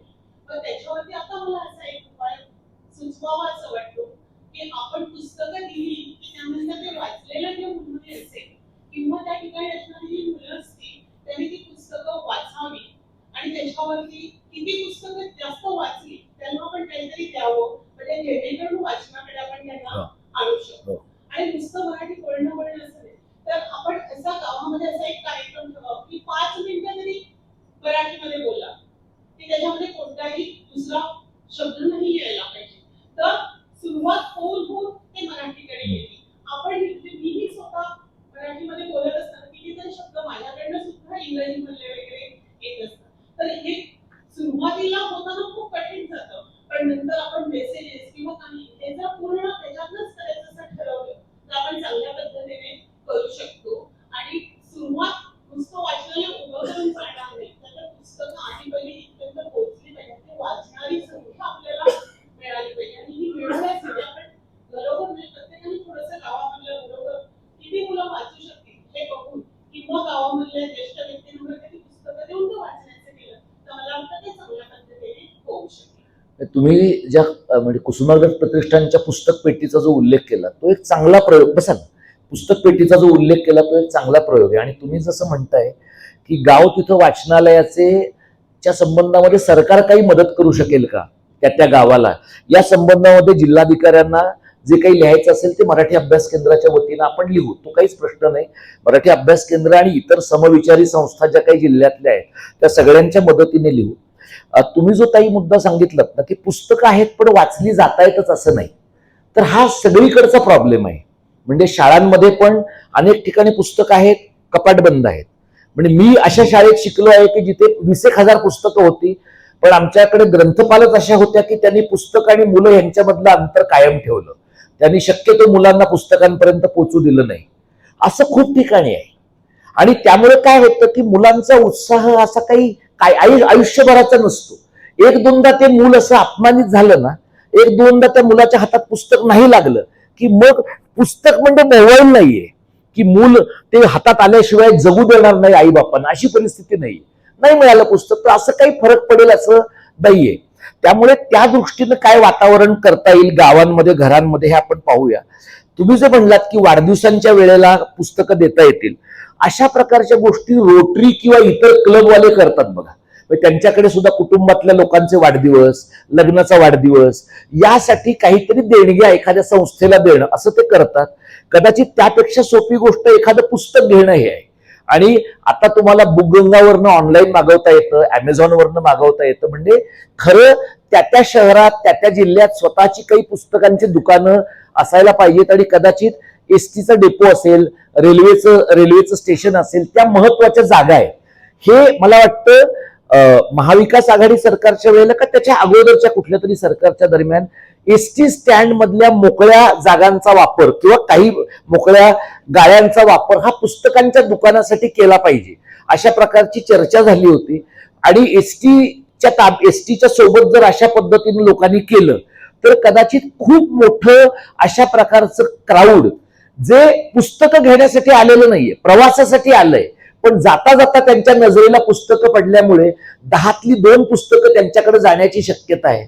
तर हे गावात करता येईल का आणि एखाद्या एसटी स्टँड पासून सुरुवात करता येईल का मला माहित नाही. याचं प्रत्यक्षातलं लॉजिस्टिक्स काय आहे, त्याच्यात इतर अडचणी काय आहेत त्याचाही आपण विचार केला पाहिजे. पण गेल्या 20-25-20 वर्षामध्ये विशेषतः वाचन शून्य अशा प्रकारच्या 2 पिढ्या आपल्याकडे निर्माण झालेल्या आहेत. म्हणजे मुलं वाचत नाहीत असा प्रश्न नाहीये, आईबाप पण वाचत नाहीत. आईबाप शिक्षक असले तरी वाचत नाहीत, आईबाप प्राध्यापक असले तरी वाचत नाहीत, आईबाप पत्रकार असले तरी वाचत नाहीत. त्यामुळे हा जो ज्यांनी वाचलंच पाहिजे असा वर्ग आहे तोच वाचत नसेल तर बाकीच्या ज्या लोकांनी नाही वाचलं तरी समाजात काही फरक पडत नाही ते का वाचतील? म्हणून मग आपल्याला एखाद दुसरंच उदाहरण सापडतं बघा, की पवार साहेबांच्या हातात पुस्तक दिसतंय, राज ठाकरे तुम्हाला पुस्तकांच्या दुकानामध्ये गेलेले दिसतात, पुस्तकं खरेदी करताना दिसतात. अदरवाईज तुम्हाला आपल्या राजकीय वर्गामध्ये सुद्धा किंवा प्रशासनामध्ये सुद्धा पुस्तकाच्या दुकानात जाऊन पुस्तकं चालतायत, पुस्तकं खरेदी केली आहेत किंवा साहित्य संमेलनामध्ये जाऊन एक 5-50 पुस्तकं घेतली आहेत, असे तुम्हाला स्थानिक लोकप्रतिनिधी, मंत्री असे तुम्हाला अपवादाने दिसतील. याचं कारण त्याच्यात काही इम्प्रेशन पडत नाही लोकांचं. त्यामुळे आपल्याकडचा जो शहाणा वर्ग आहे त्या मंडळींनी जर त्यांच्यापासून सुरुवात केली, आणि मी तुम्हाला म्हणतो जास्त नाही, वर्षाला तुम्हाला 5,000 रुपयांची पुस्तकं घेणं अशक्य नाही. 500 रुपयाचं एक पुस्तक साधारणपणे मराठीत खरं तर 2 पुस्तकं येतात 500 रुपयाची, छोटेखानी तुम्ही म्हणलीत तर, म्हणजे तुमची वर्षाला तुमची 20 पुस्तकं छोटेखानी होतात. असू द्या, 20 पुस्तकं होतात. तर एवढी पुस्तकं, खरं 20 पुस्तकं म्हणजे जास्त गोष्ट नाहीये. वाचणाऱ्या माणसांना, रमाकांत पाटील सर सांगतील, वाचणाऱ्या माणसाला तो जर आधाशी असेल तर महिन्याला 8-10 पुस्तकं लागतात. म्हणजे भूक फक्त खाण्याचीच लागते असं नाही किंवा पैशाचीच लागते असं नाही, वाचनाची पण लागते. पण मराठी समाजात त्याचं दुर्भिक्ष आहे. त्या दृष्टीनं तुम्ही म्हणताय, तुम्ही दोघांनी जे सुचवलं, मी तुम्हाला एक असं माझ्या बाजूने सुचवतो की अशा प्रकारचा एक वाचन करू इच्छिणाऱ्या आणि वाचनालय सुरू करू इच्छिणाऱ्यांचा एक छोटासा गट आपण पालघर मधल्याच लोकांचा तयार केला तर कदाचित अख्ख्या पालघरमध्ये नाही पण 1-2 गावात, 4 गावात आपल्याला प्रायोगिक स्तरावर कोणाची तरी मदत घेऊन असं गाव पातळीवरचं वाचनालय करता येईल का हे आपण पाहूया. आपण जे सांगितलं तसा उपक्रम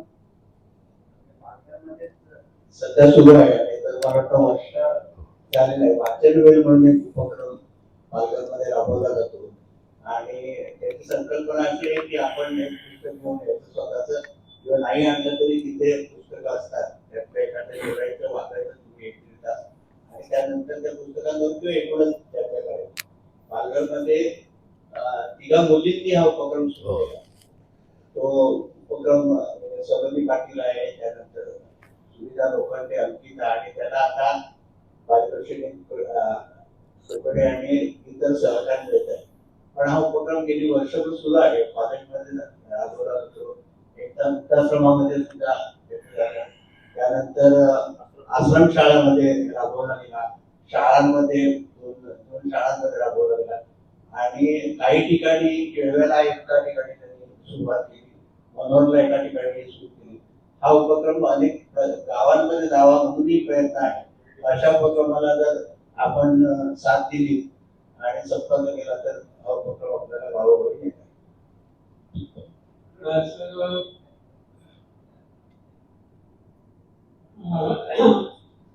माझं नाव प्राध्यापक जनार्दन शिंदे.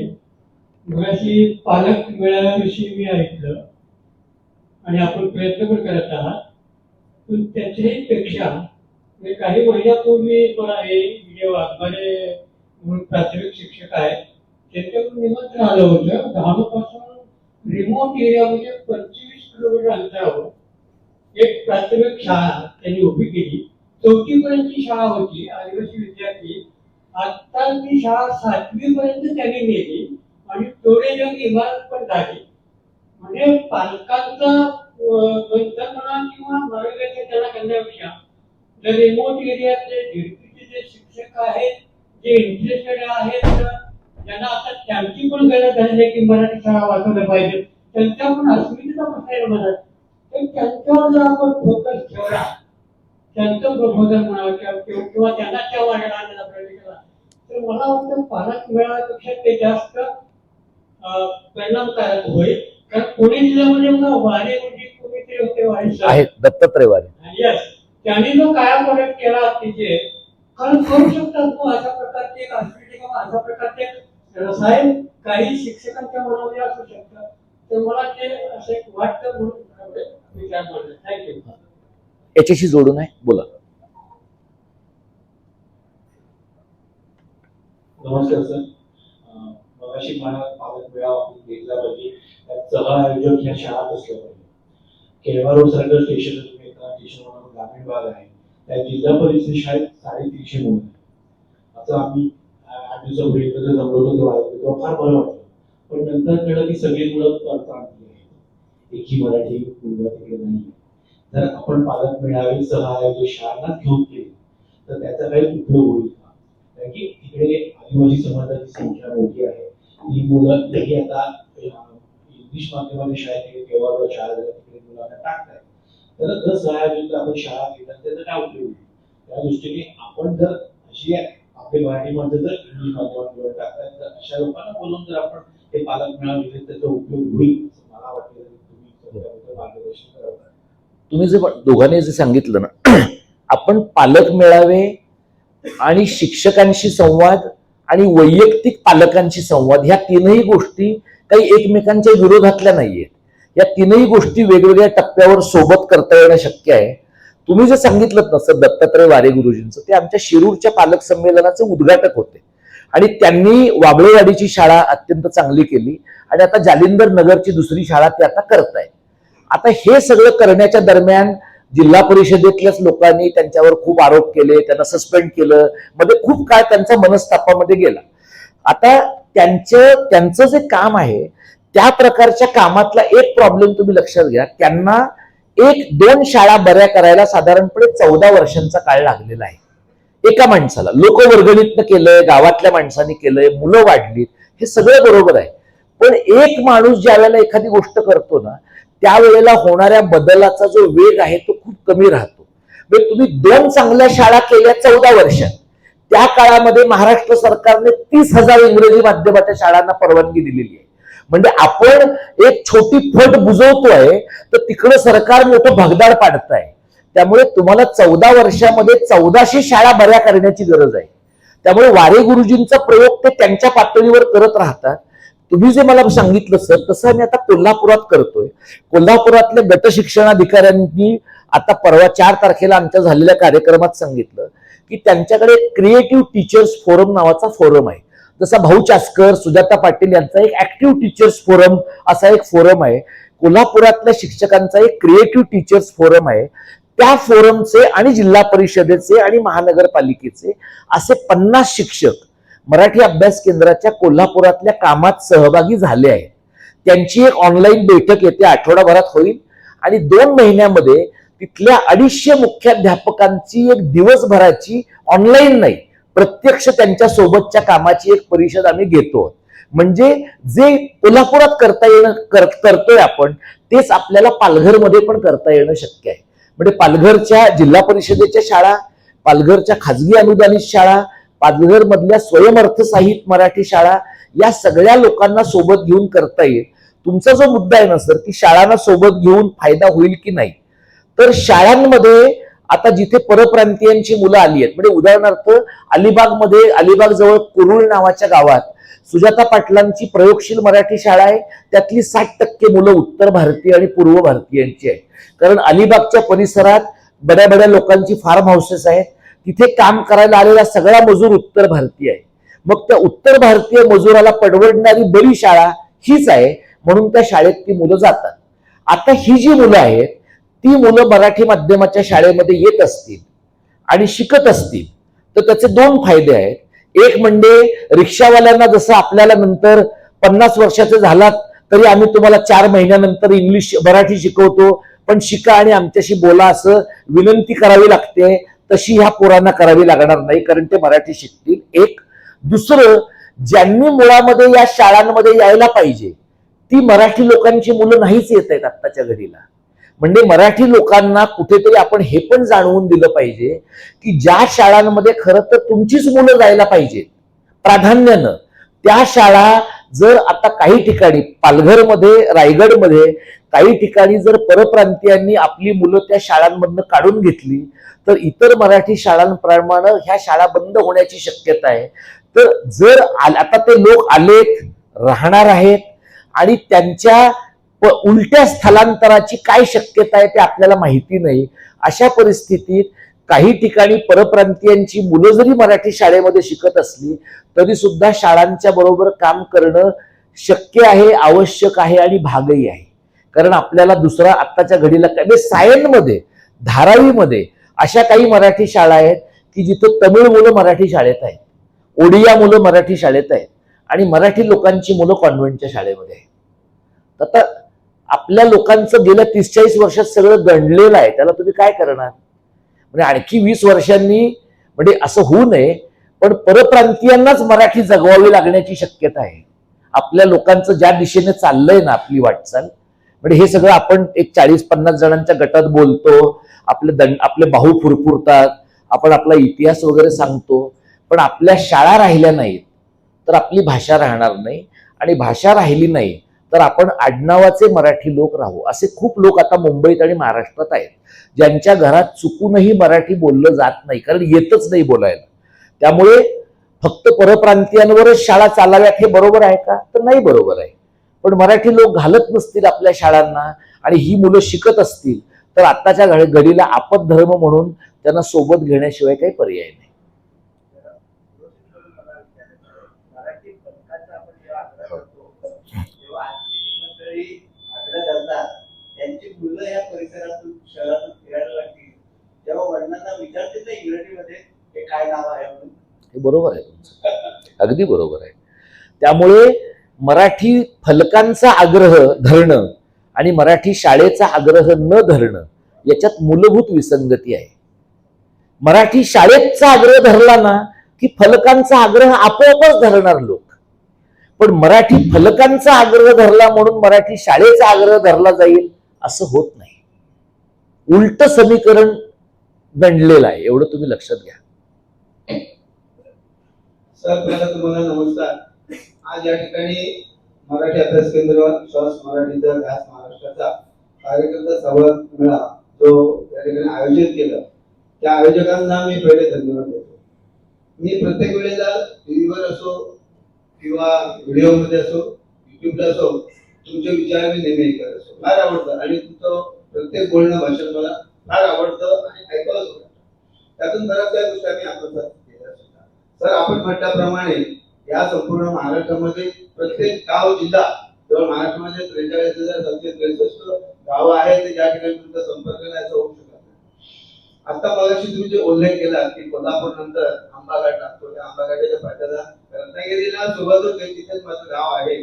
आणि कृपाशंकर सिंगने माझ्या शेजारच्या गावामध्ये 2,000 एकर जागा घेतलेल्या आहेत. तिथल्या स्थानिक जे नेते आहेत त्यांच्या सांगायची गोष्ट अशी, या परिसरामध्ये ज्या वेळेला महाराष्ट्र निर्माण सेनेने स्थापनेपासून आम्ही जे काम केलं मराठीसाठी, फक्त मराठीसाठी, आणि शरद पवार साहेब एका ठिकाणी बोलले होते की मी फाउंटन हाऊस हॉटेल पासून ते डहाणू पर्यंत बघतो तर तुमच्या संपूर्ण हायवेवरती गुजराती भाषा आहे, मग ते काठेवाडी काँग्रेस सगळं तुझी लोक काहीतरी करू शकतील. साहेबांनी आपल्या भाषणामध्ये 19 मार्च 2018 हा तुम्ही बोलल्यानंतर आम्ही ताबडतोब त्याला सुरुवात केली. रात्री 12-1 वाजेपर्यंत आता कोर्टामध्ये आमची केस आहे, आम्ही तुमच्याजवळ खरं बोलू शकतो.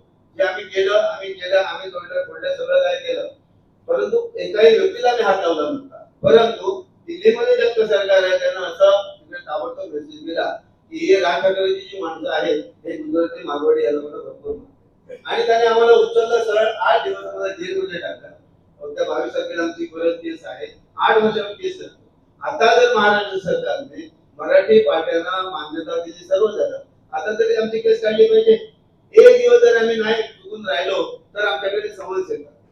बोलण्याची गोष्ट अशी आहे की हे जे सरकार जे आता बसलेलं आहे हे गायपट्ट्यावाल्यांना, उत्तर भारतीयांना लाल कार्पेट घालून या महाराष्ट्रामध्ये, पण या महाराष्ट्रामध्ये आज अवस्था भयानक कशी आहे तुम्ही म्हणता. शिक्षणाच्या बाबतीत, मराठी भाषेच्या बाबतीत, मराठी भाषा आज या राजकारण्यांच्या माध्यमातून फायद्याने तुडवली जाते, हे आम्हाला सर्व दिसत आहे. आता ते रमेश पानसे, आमचे अभिजित पानसे साहेबांचे पण या ठिकाणी मराठी शाळा चांगल्या पद्धतीने चालवतात. या ठिकाणी आमचे 2 जिल्हाध्यक्ष भावेश्वरी समीर मोरे त्या ठिकाणी आहेत, आणि आम्हाला ज्यावेळी जेलमध्ये टाकलं 3 माणसाची मराठी 8 माणसं आमची कोंबली होती. भयानक परिस्थिती 8 दिवस कशासाठी, भाषेसाठी, आमच्या मराठी माणसांसाठी. पण आमचीच मराठी माणसं राजकारणाचे लोक गुंडागर्दी करतात. ठाण्यामध्ये एक फळ विक्रेता मराठी माणूस त्यांनी फळांचं दुकान लावलं. त्या भैयाला येऊन त्याला एवढा मारला तिथे एकदा शिंदे साहेबांची माणसं जाऊन त्या सगळ्या भैयाला मारले. मग काय मनसे ते काम करते का? किंवा मनसे ठीक आहे आमचा पक्ष त्याच्यासाठी स्थापन झालाय, आम्ही ते काम करत आहोत, परंतु आपण सुद्धा या माध्यमातून जी जनजागृती करतात ते अतिशय महत्वाचे आहे. आणि आज या ठिकाणी अशा प्रत्येकाने तुम्ही पालघर जिल्हा हा कायदा अंतर्गत जिल्हा आहे संपूर्ण 100%, परंतु त्या आदिवासींचा भाग सोडा ती पोरं आदिवासी मुलं शाळेत जातात. आमच्या पक्षातर्फे आम्ही जास्त करून जंगलपट्टीमध्ये वया पुस्तकं वाटप गणवेश वगैरे सर्व देतो. कारण इथल्या ज्या मराठी शाळा आहेत त्याच्यामध्ये जिल्हा परिषद सर्व उत्तर भारतीयांची पोरं आहे आणि आमची सगळी पोरं म्हणजे आमच्या सगळे इंग्लिश मिडियम. पुढच्या काही दिवसामध्ये मराठी वृत्तपत्र सोडा, मराठी भाषा सोडा, मराठी बोलणं घरात मुश्किल झाले. आता 2 मिनिटं फक्त घेतो. आता बोईसरमध्ये मोठे उत्तर भारताचे मोठे महाराज येतात. 1-2 हजार महिला त्यांच्या डोक्यावर नारळ कलश घेऊन त्या संपूर्ण दिंडी काढतात आणि एक ठिकाणी त्यांचा कार्यक्रम मोठा होतो. हिंदीमध्ये त्यांचं सर्व चालू असतं. मग आम्ही विरोध केला तर त्यांचं म्हणणं असं अरे ते हिंदू आहेत, आपले आहेत. अरे ते भाषेचं आक्रमण आमच्यावर होतंय ना, हे आक्रमण आमच्यावर होतंय तरी आमच्या लोकांना जाग येत नाही. कधी काय तर आमच्या मनसेला म्हणजे आमच्या पक्षाला जास्त करून बदनाम केलं जातं. आम्हाला त्याची चिंता नाही, परवा नाही, आम्ही आमच्या पद्धतीने काम करणारच आहोत. आपल्यासारख्या मार्गदर्शन प्रत्येक गावामध्ये मिळत असेल खरोखर महत्वाचं आहे. यापुढे तुम्ही दर महिन्याला आम्ही सुद्धा तुमच्या बरोबर आहोत. समीर मोहित साहेब आमचे आहेतच, भावेश्वरी साहेब, आम्ही सर्व मनसेचे पदाधिकारी कार्यकर्ते ह्या भाषेसाठी आणि भाषेच्या संवर्धनासाठी आम्ही तुमच्या बरोबर. धन्यवाद. जय हिंद, जय महाराष्ट्र. धन्यवाद. तुम्ही जे सांगितलं ना त्या मारहाणीचा किंवा फलक तोडण्याचा मुद्दा जो आहे, ज्यावेळेला राज ठाकरेंनी उत्तर भारतीयांच्या विरोधात पहिल्यांदा आंदोलन केलं म्हणजे कल्याणमध्ये झालं किंवा इथे टॅक्सीवाल्यांच्या विरोधात झालं, ते सुद्धा तुम्ही आंदोलन बघा. प्रत्यक्षात राजकीय पक्षाच्या लोकांनी हिंसक व्हावं की नाही हा एक वेगळ्या वादाचा मुद्दा, त्याच्यात आता मी जात नाही. पण आज तक पासून सगळे जे हिंदी चॅनलवाले आहेत त्यांनी त्या 1 किंवा 2 घटना इतक्या हजार वेळा दाखवल्या की त्यामुळे उत्तर भारतातल्या लोक आणि हे अब्राहम मॅस्लो नाव काय त्याचं नाव मी विसरलो त्या तो असं म्हणलाय की मीडियम इज द मेसेज. त्यामुळे तुम्ही माध्यमामधनं तुम्हाला जे काही सांगायचं आहे ना ते तुम्ही सांगू शकता. उत्तर भारतीय जे हिंदी चॅनल आहेत त्यांनी असं चित्र निर्माण केलं की महाराष्ट्रात एकही गल्लीबोळ असं नाहीये की जिथे मनसेचे लोक UP बिहारच्या लोकांना मारत नाहीये. आता हे जे चित्र आहे हे चित्र निर्माण करण्यामुळे या चॅनलवाल्यांचा फक्त नैतिक फायदा झाला नाहीये, आर्थिक फायदा झालाय. इंडिया टुडे हा तो ग्रुप आहे. इंडिया टुडे, आज तक हा तो जो ग्रुप आहे त्यांची एक जाहिरात 2010-15 साली मला वाटतं मी पाहिली आहे. त्या जाहिरातीत त्यांनी असं स्पष्टपणे म्हटलं होतं की आमचा हायएस्ट TRP कधी होता, राज ठाकरे यांचं उत्तर भारतीय विरोधी आंदोलन होतं त्या काळामध्ये. म्हणजे मराठी चॅनलवाल्यांचा पण TRP जास्त होता कारण ते राज ठाकरेंची बाजू दाखवत होते. पण आपल्याला काय वाटतं की तेवढ्याच लोकांचा फायदा आहे.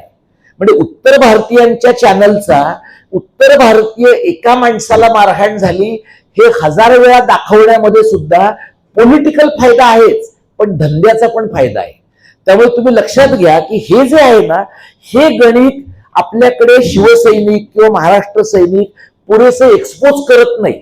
आपल्या लोकांना आनंद काय वाटतो, नाही मारलं आम्ही 1000 लोकांना. अरे पण तुम्ही नाही मारलंय, तुम्ही 4च लोकांना मारलं असेल तर 4च लोकांना मारलं एवढंच म्हणा. कारण तुम्ही 1000 लोकांना मारलं असं म्हणलात ना तर आता जे सरकारमध्ये बसले ते तुम्हाला तुरुंगातनं बाहेरच पडून देणार नाही, इतके ते माफी आहे. त्यामुळे तुम्ही जर 4 लोकांना मारलं असेल आणि समजा नसेल मारलं तर नसेल मारलं म्हणा, नुसतं दमच दिलाय. काही वेळेला दम देणं सुद्धा पुरेसं राहतं. तर दुकानांच्या पाट्यांपासून सगळ्या बाबतीत तुम्ही जे म्हणताय ना राजकीय कार्यकर्त्याला कोर्टाच्या मॅटरमध्ये अडकवणं हे सत्तेत असणाऱ्या लोकांचं एक प्राथमिक त्यांची कार्यपद्धतीचा भाग आहे. आणि आता तुम्ही खूप भाग्यवान लोक आहात, तुम्ही 8 दिवसात बाहेर आलात. तुम्ही जर मुसलमान असतात ना बाहेर आला नसतात. तुम्ही शर्जील उस्मानला बघा, तुम्ही उमर खालिदला बघा, त्यांनी नुसत्या अमुक घोषणा दिल्या आहेत असं म्हणून गेली 6-7 वर्ष तो 30 वर्षाचा मुलगा जेलमध्ये आहे. आजच गडलिंग नावाचा डाव्या चळवळीतला कार्यकर्ता वकील आहे तो, ज्याने भीमा कोरेगावच्या प्रकरणातल्या आरोपी समजल्या जाणाऱ्या लोकांच्या केसेस लढल्या, तो 8 वर्ष जेलमध्ये आहे. म्हणजे तुम्ही तितके दिवस तुरुंगात राहावं असं मला सुचवायचं नाहीये, पण संजय राऊत सारख्या माणसाला सुद्धा 100 दिवस यांनी आत बसवलंय. आणि अशा ठिकाणी आत्ताच्या घडीला ना राजकीय कार्यकर्त्यांना, विशेषतः जे हिंदुत्वाच्या विरोधी सांस्कृतिक राजकारण करू पाहतील, त्यांचं तोंड बंद करण्याचा सगळ्यात महत्वाचा मार्ग त्यांच्याकडे कार्यकर्त्यांना धाक दाखवणं हाच आहे. त्यामुळे ह्याच्या बाबतीमध्ये तुम्ही मराठी समाजाचं काय आहे की मराठी समाजाला मनसेनं किंवा शिवसेनेनं त्यांच्या वतीने मारामारी केलेली हवी आहे, पण या लोकांच्या मारामारीने आपली बदनामी होते, कारण आपण शांतताप्रिय आहोत असं लेबल पण लावून घ्यायला हवंय. हा मराठी लोकांचा कल्चरल प्रॉब्लेम आहे. मराठी लोकांची स्प्लिट पर्सनॅलिटी आहे. म्हणजे शिवाजी महाराजांवर आपलं प्रेम आहे, अफजल खानाचा त्याने कोथळा काढला ह्याच्याबद्दल आनंद आहे, पण आपण दुसऱ्या कोणाला सुई जरी टोचली तरी आपल्याला वाटतं की हे घडायला नको होतं. मग शिवाजी महाराजांनी अफजल खानाशी काय करायला पाहिजे होतं असं वाटतं तुम्हाला? डायलॉग, डिबेट, डिस्कशन, चर्चा करून तुमचं वागणं बरं नाहीये, तुम्ही परत गेलं पाहिजे, तुमच्या तब्येतीची काळजी घ्या असं म्हणायला पाहिजे होतं का? त्याला तिथं मारणंच गरजेचं आहे ना. मध्ययुगीन काळात ते आवश्यक होतं. लोकशाही पूर्व व्यवस्थेत काही गोष्टी आवश्यक होत्या. लोकशाहीमध्ये आता त्या गोष्टींची गरज नसेल तर काही वेळेला तुम्हाला कायद्याच्या राज्याच्या यंत्रणेचा वापर करून लोकांना जेरीला आणता येतं. तुम्ही जे उदाहरण सांगितलं, 4 ठिकाणी त्या पाट्या काढून टाकल्यात, आता तुम्ही पवार साहेबांचं उदाहरण सांगितलं. खरं तर ही पवार साहेबांच्या पक्षाची जबाबदारी आहे. मनसेची स्थापना कधी झाली आहे? 2006 साली. साहेब कधीपासून राजकारण आहेत? 66 पासून. गुजरात यांनी कधीपासून इथल्या जागा घ्यायला सुरुवात केली? 75 पासून घ्यायला सुरुवात केली. म्हणजे काँग्रेसला हे कळत नव्हतं का? काँग्रेसला कळत होतं ना, पण काँग्रेसचे लोक गुजर मारवाड्यांचे भागीदार आहे. जसे आता सेनेचे पण काही लोक आहेत, तुमच्याही पक्षाचे असतील, मला माहित नाही, तुमच्याही पक्षाचे असतील, भाजपचे तर आहेतच, भाजप तर त्यांचाच पक्ष आहे. त्यामुळे आपले लोक त्यांचे कमिशन एजंट म्हणून काम करतात, आपले लोक त्यांचे पार्टनर किंवा स्लिपिंग पार्टनर म्हणून काम करतात, बेनामी मालमत्ता आणि बेनामी पैसा वळवायचं साधन म्हणून काम करतात. नाहीतर तुम्ही मला सांगा, आशर नावाचा माणूस ठाण्यात एवढा मोठा झाला असता का?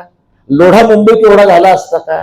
आपल्या लोकांचा पैसा एखाद्या ठिकाणी मॅनेज करण्याची यंत्रणा गुजर मारवाड्यांकडे खूप आहे, म्हणून यांची ताकद प्रचंड वाढली आहे.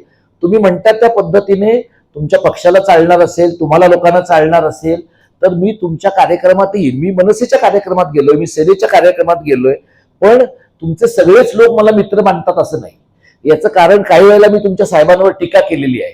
त्यामुळे ती टीका केली की तुमचे काही लोक तेच धरून बसतात की मग तुम्ही आमच्या साहेबांबद्दल कसं बोलता. मी हे बोललेलो आहे की मुसलमानांच्या मशिदीवरचे भोंगे आणि हनुमान चालिसा हा महाराष्ट्र नवनिर्माण समितीचा गणलेला कार्यक्रम होता. तुम्ही तो घ्यायलाच नको होता. तुम्ही महाराष्ट्र धर्माची भूमिका सोडायलाच नको होती.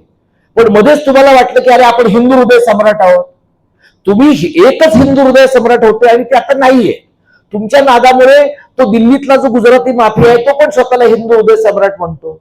त्याच्यापेक्षा तुम्ही कितीही प्रयत्न करा, दोन्ही सेनांना भय्ये मतदान करणार नाही, दोन्ही सेनांना गुजर मारवाडी मतदान करणार नाही. त्यांना त्यांची वोट बँक मिळाली आहे, त्यांचा मालक मिळालेला आहे. त्यामुळे तुम्ही कशाला जीव जाळता त्यांच्यासाठी? मराठी लोकच जर तुमचे मतदार आहेत तर तुम्ही केवळ त्यांचंच बघायला पाहिजे, मग कदाचित जरा जास्त बरं होईल असं वाटतं मला. बोला.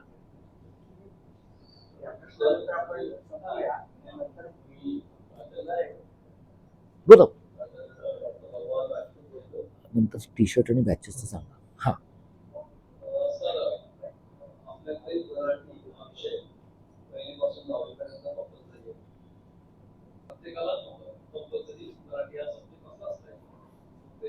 इंग्रजी माध्यमाच्या शाळा असतील, हिंदी माध्यमाच्या शाळा असतील, मराठी माध्यमाच्या शाळा असतील, मराठी हा एक विषय कंपल्सरी शिकला. यासाठी आपल्याला पाठपुरावा करता येईल आणि उच्च शिक्षण देखील कंपल्सरी असलं पाहिजे. वाणिज्य शाखा असेल, विज्ञान शाखा असेल, वैद्यकीय शिक्षण जर मराठी मातृभाषेतून दिलं असलं तरी भाषिक ज्ञान व्हावं, त्याला साहित्यिक ज्ञान व्हावं, या अनुषंगाने मराठी हा एक स्वतंत्र विषय असला पाहिजे. दुसरं असं की आता आपण सगळं बोलतोय सांघिक काही चाललंय, तर आपल्या वेळेला वगैरे मी म्हणजे मी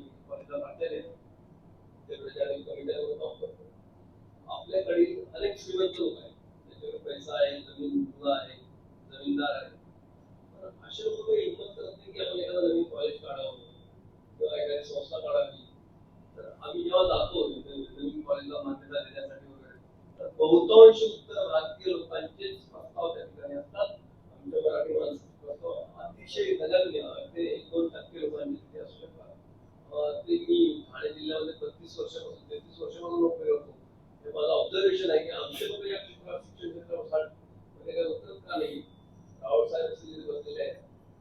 तर अशी काही लोक तिथे आहेत, तिथले लोक ही मात्र लक्ष करतात. मला एक ठीक आहे. मला पण विचारायचं आहे. हा.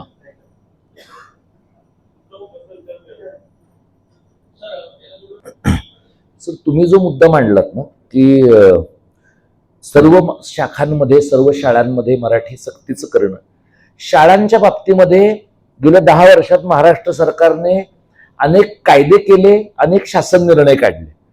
आता ते करताना त्याच्यात काय झालंय की अनेक ठिकाणी अमराठी माध्यमाच्या ज्या शाळा आहेत, कॉन्व्हेंटच्या असतील, सीबीएसईच्या इतर बोर्डांच्या असतील, ते काय करतात, सरकारच्या कुठल्याही कल्पनेला नाही म्हणत नाहीत.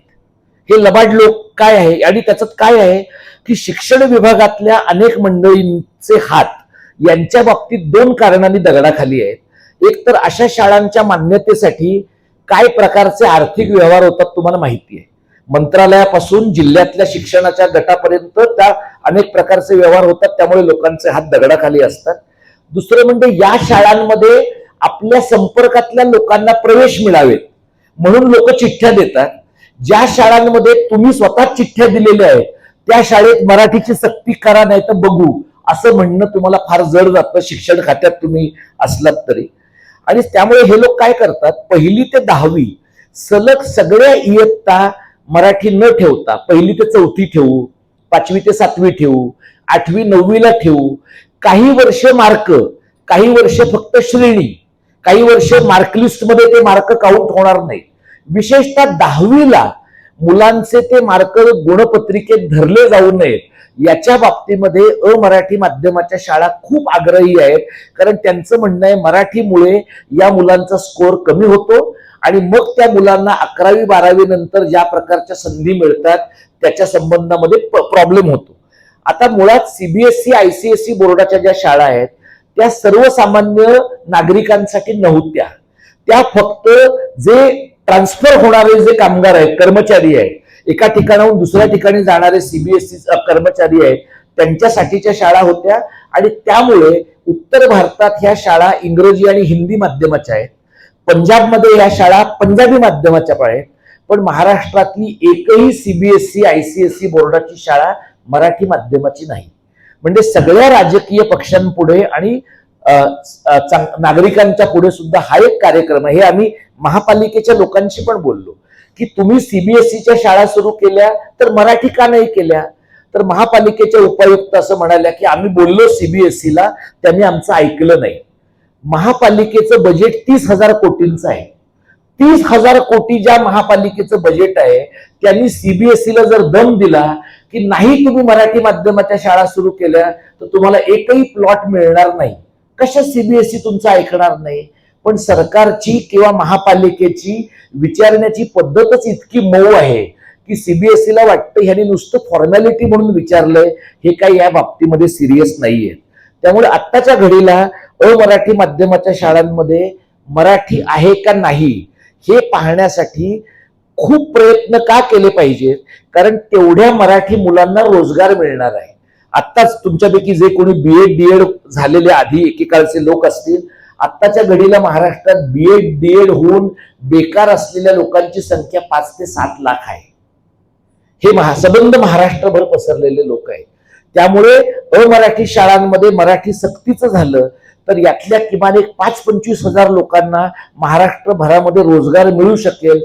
त्यामुळे रोजगाराच्या अंगाने पण मराठी सक्तीचा विचार केला पाहिजे.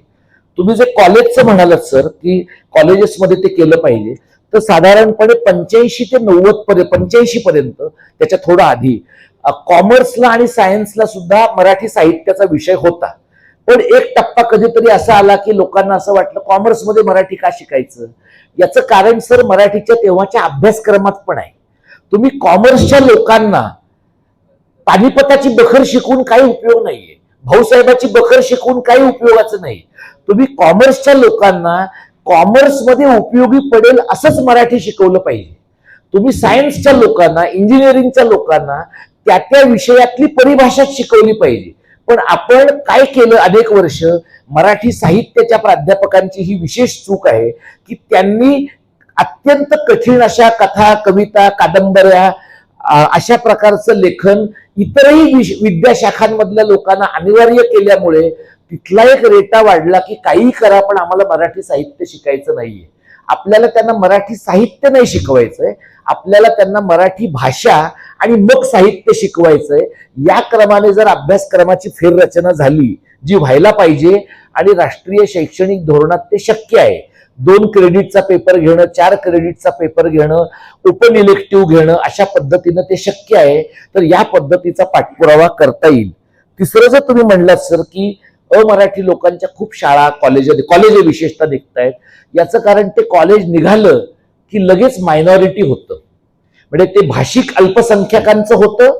आणि तुम्ही उत्तर भारतीय मुसलमान असाल, दक्षिणेतले ख्रिश्चन असाल तर धार्मिक मायनॉरिटी मध्ये तुम्हाला मिळतं. आणि अल्पसंख्याक कॉलेज काढणं याच्यासारखा महाराष्ट्रातला सर्वात कमावता धंदा नाहीये. कारण अल्पसंख्याक कॉलेज काढल्यामुळे तुम्हाला आरक्षणाचं बंधन तुमच्यावर राहत नाही, पण तुमच्या भाषेचे लोक, तुमच्या धर्माचे लोक तुम्हाला वाटेल त्या प्रमाणात तुमच्या संस्थेमध्ये घेता येतात.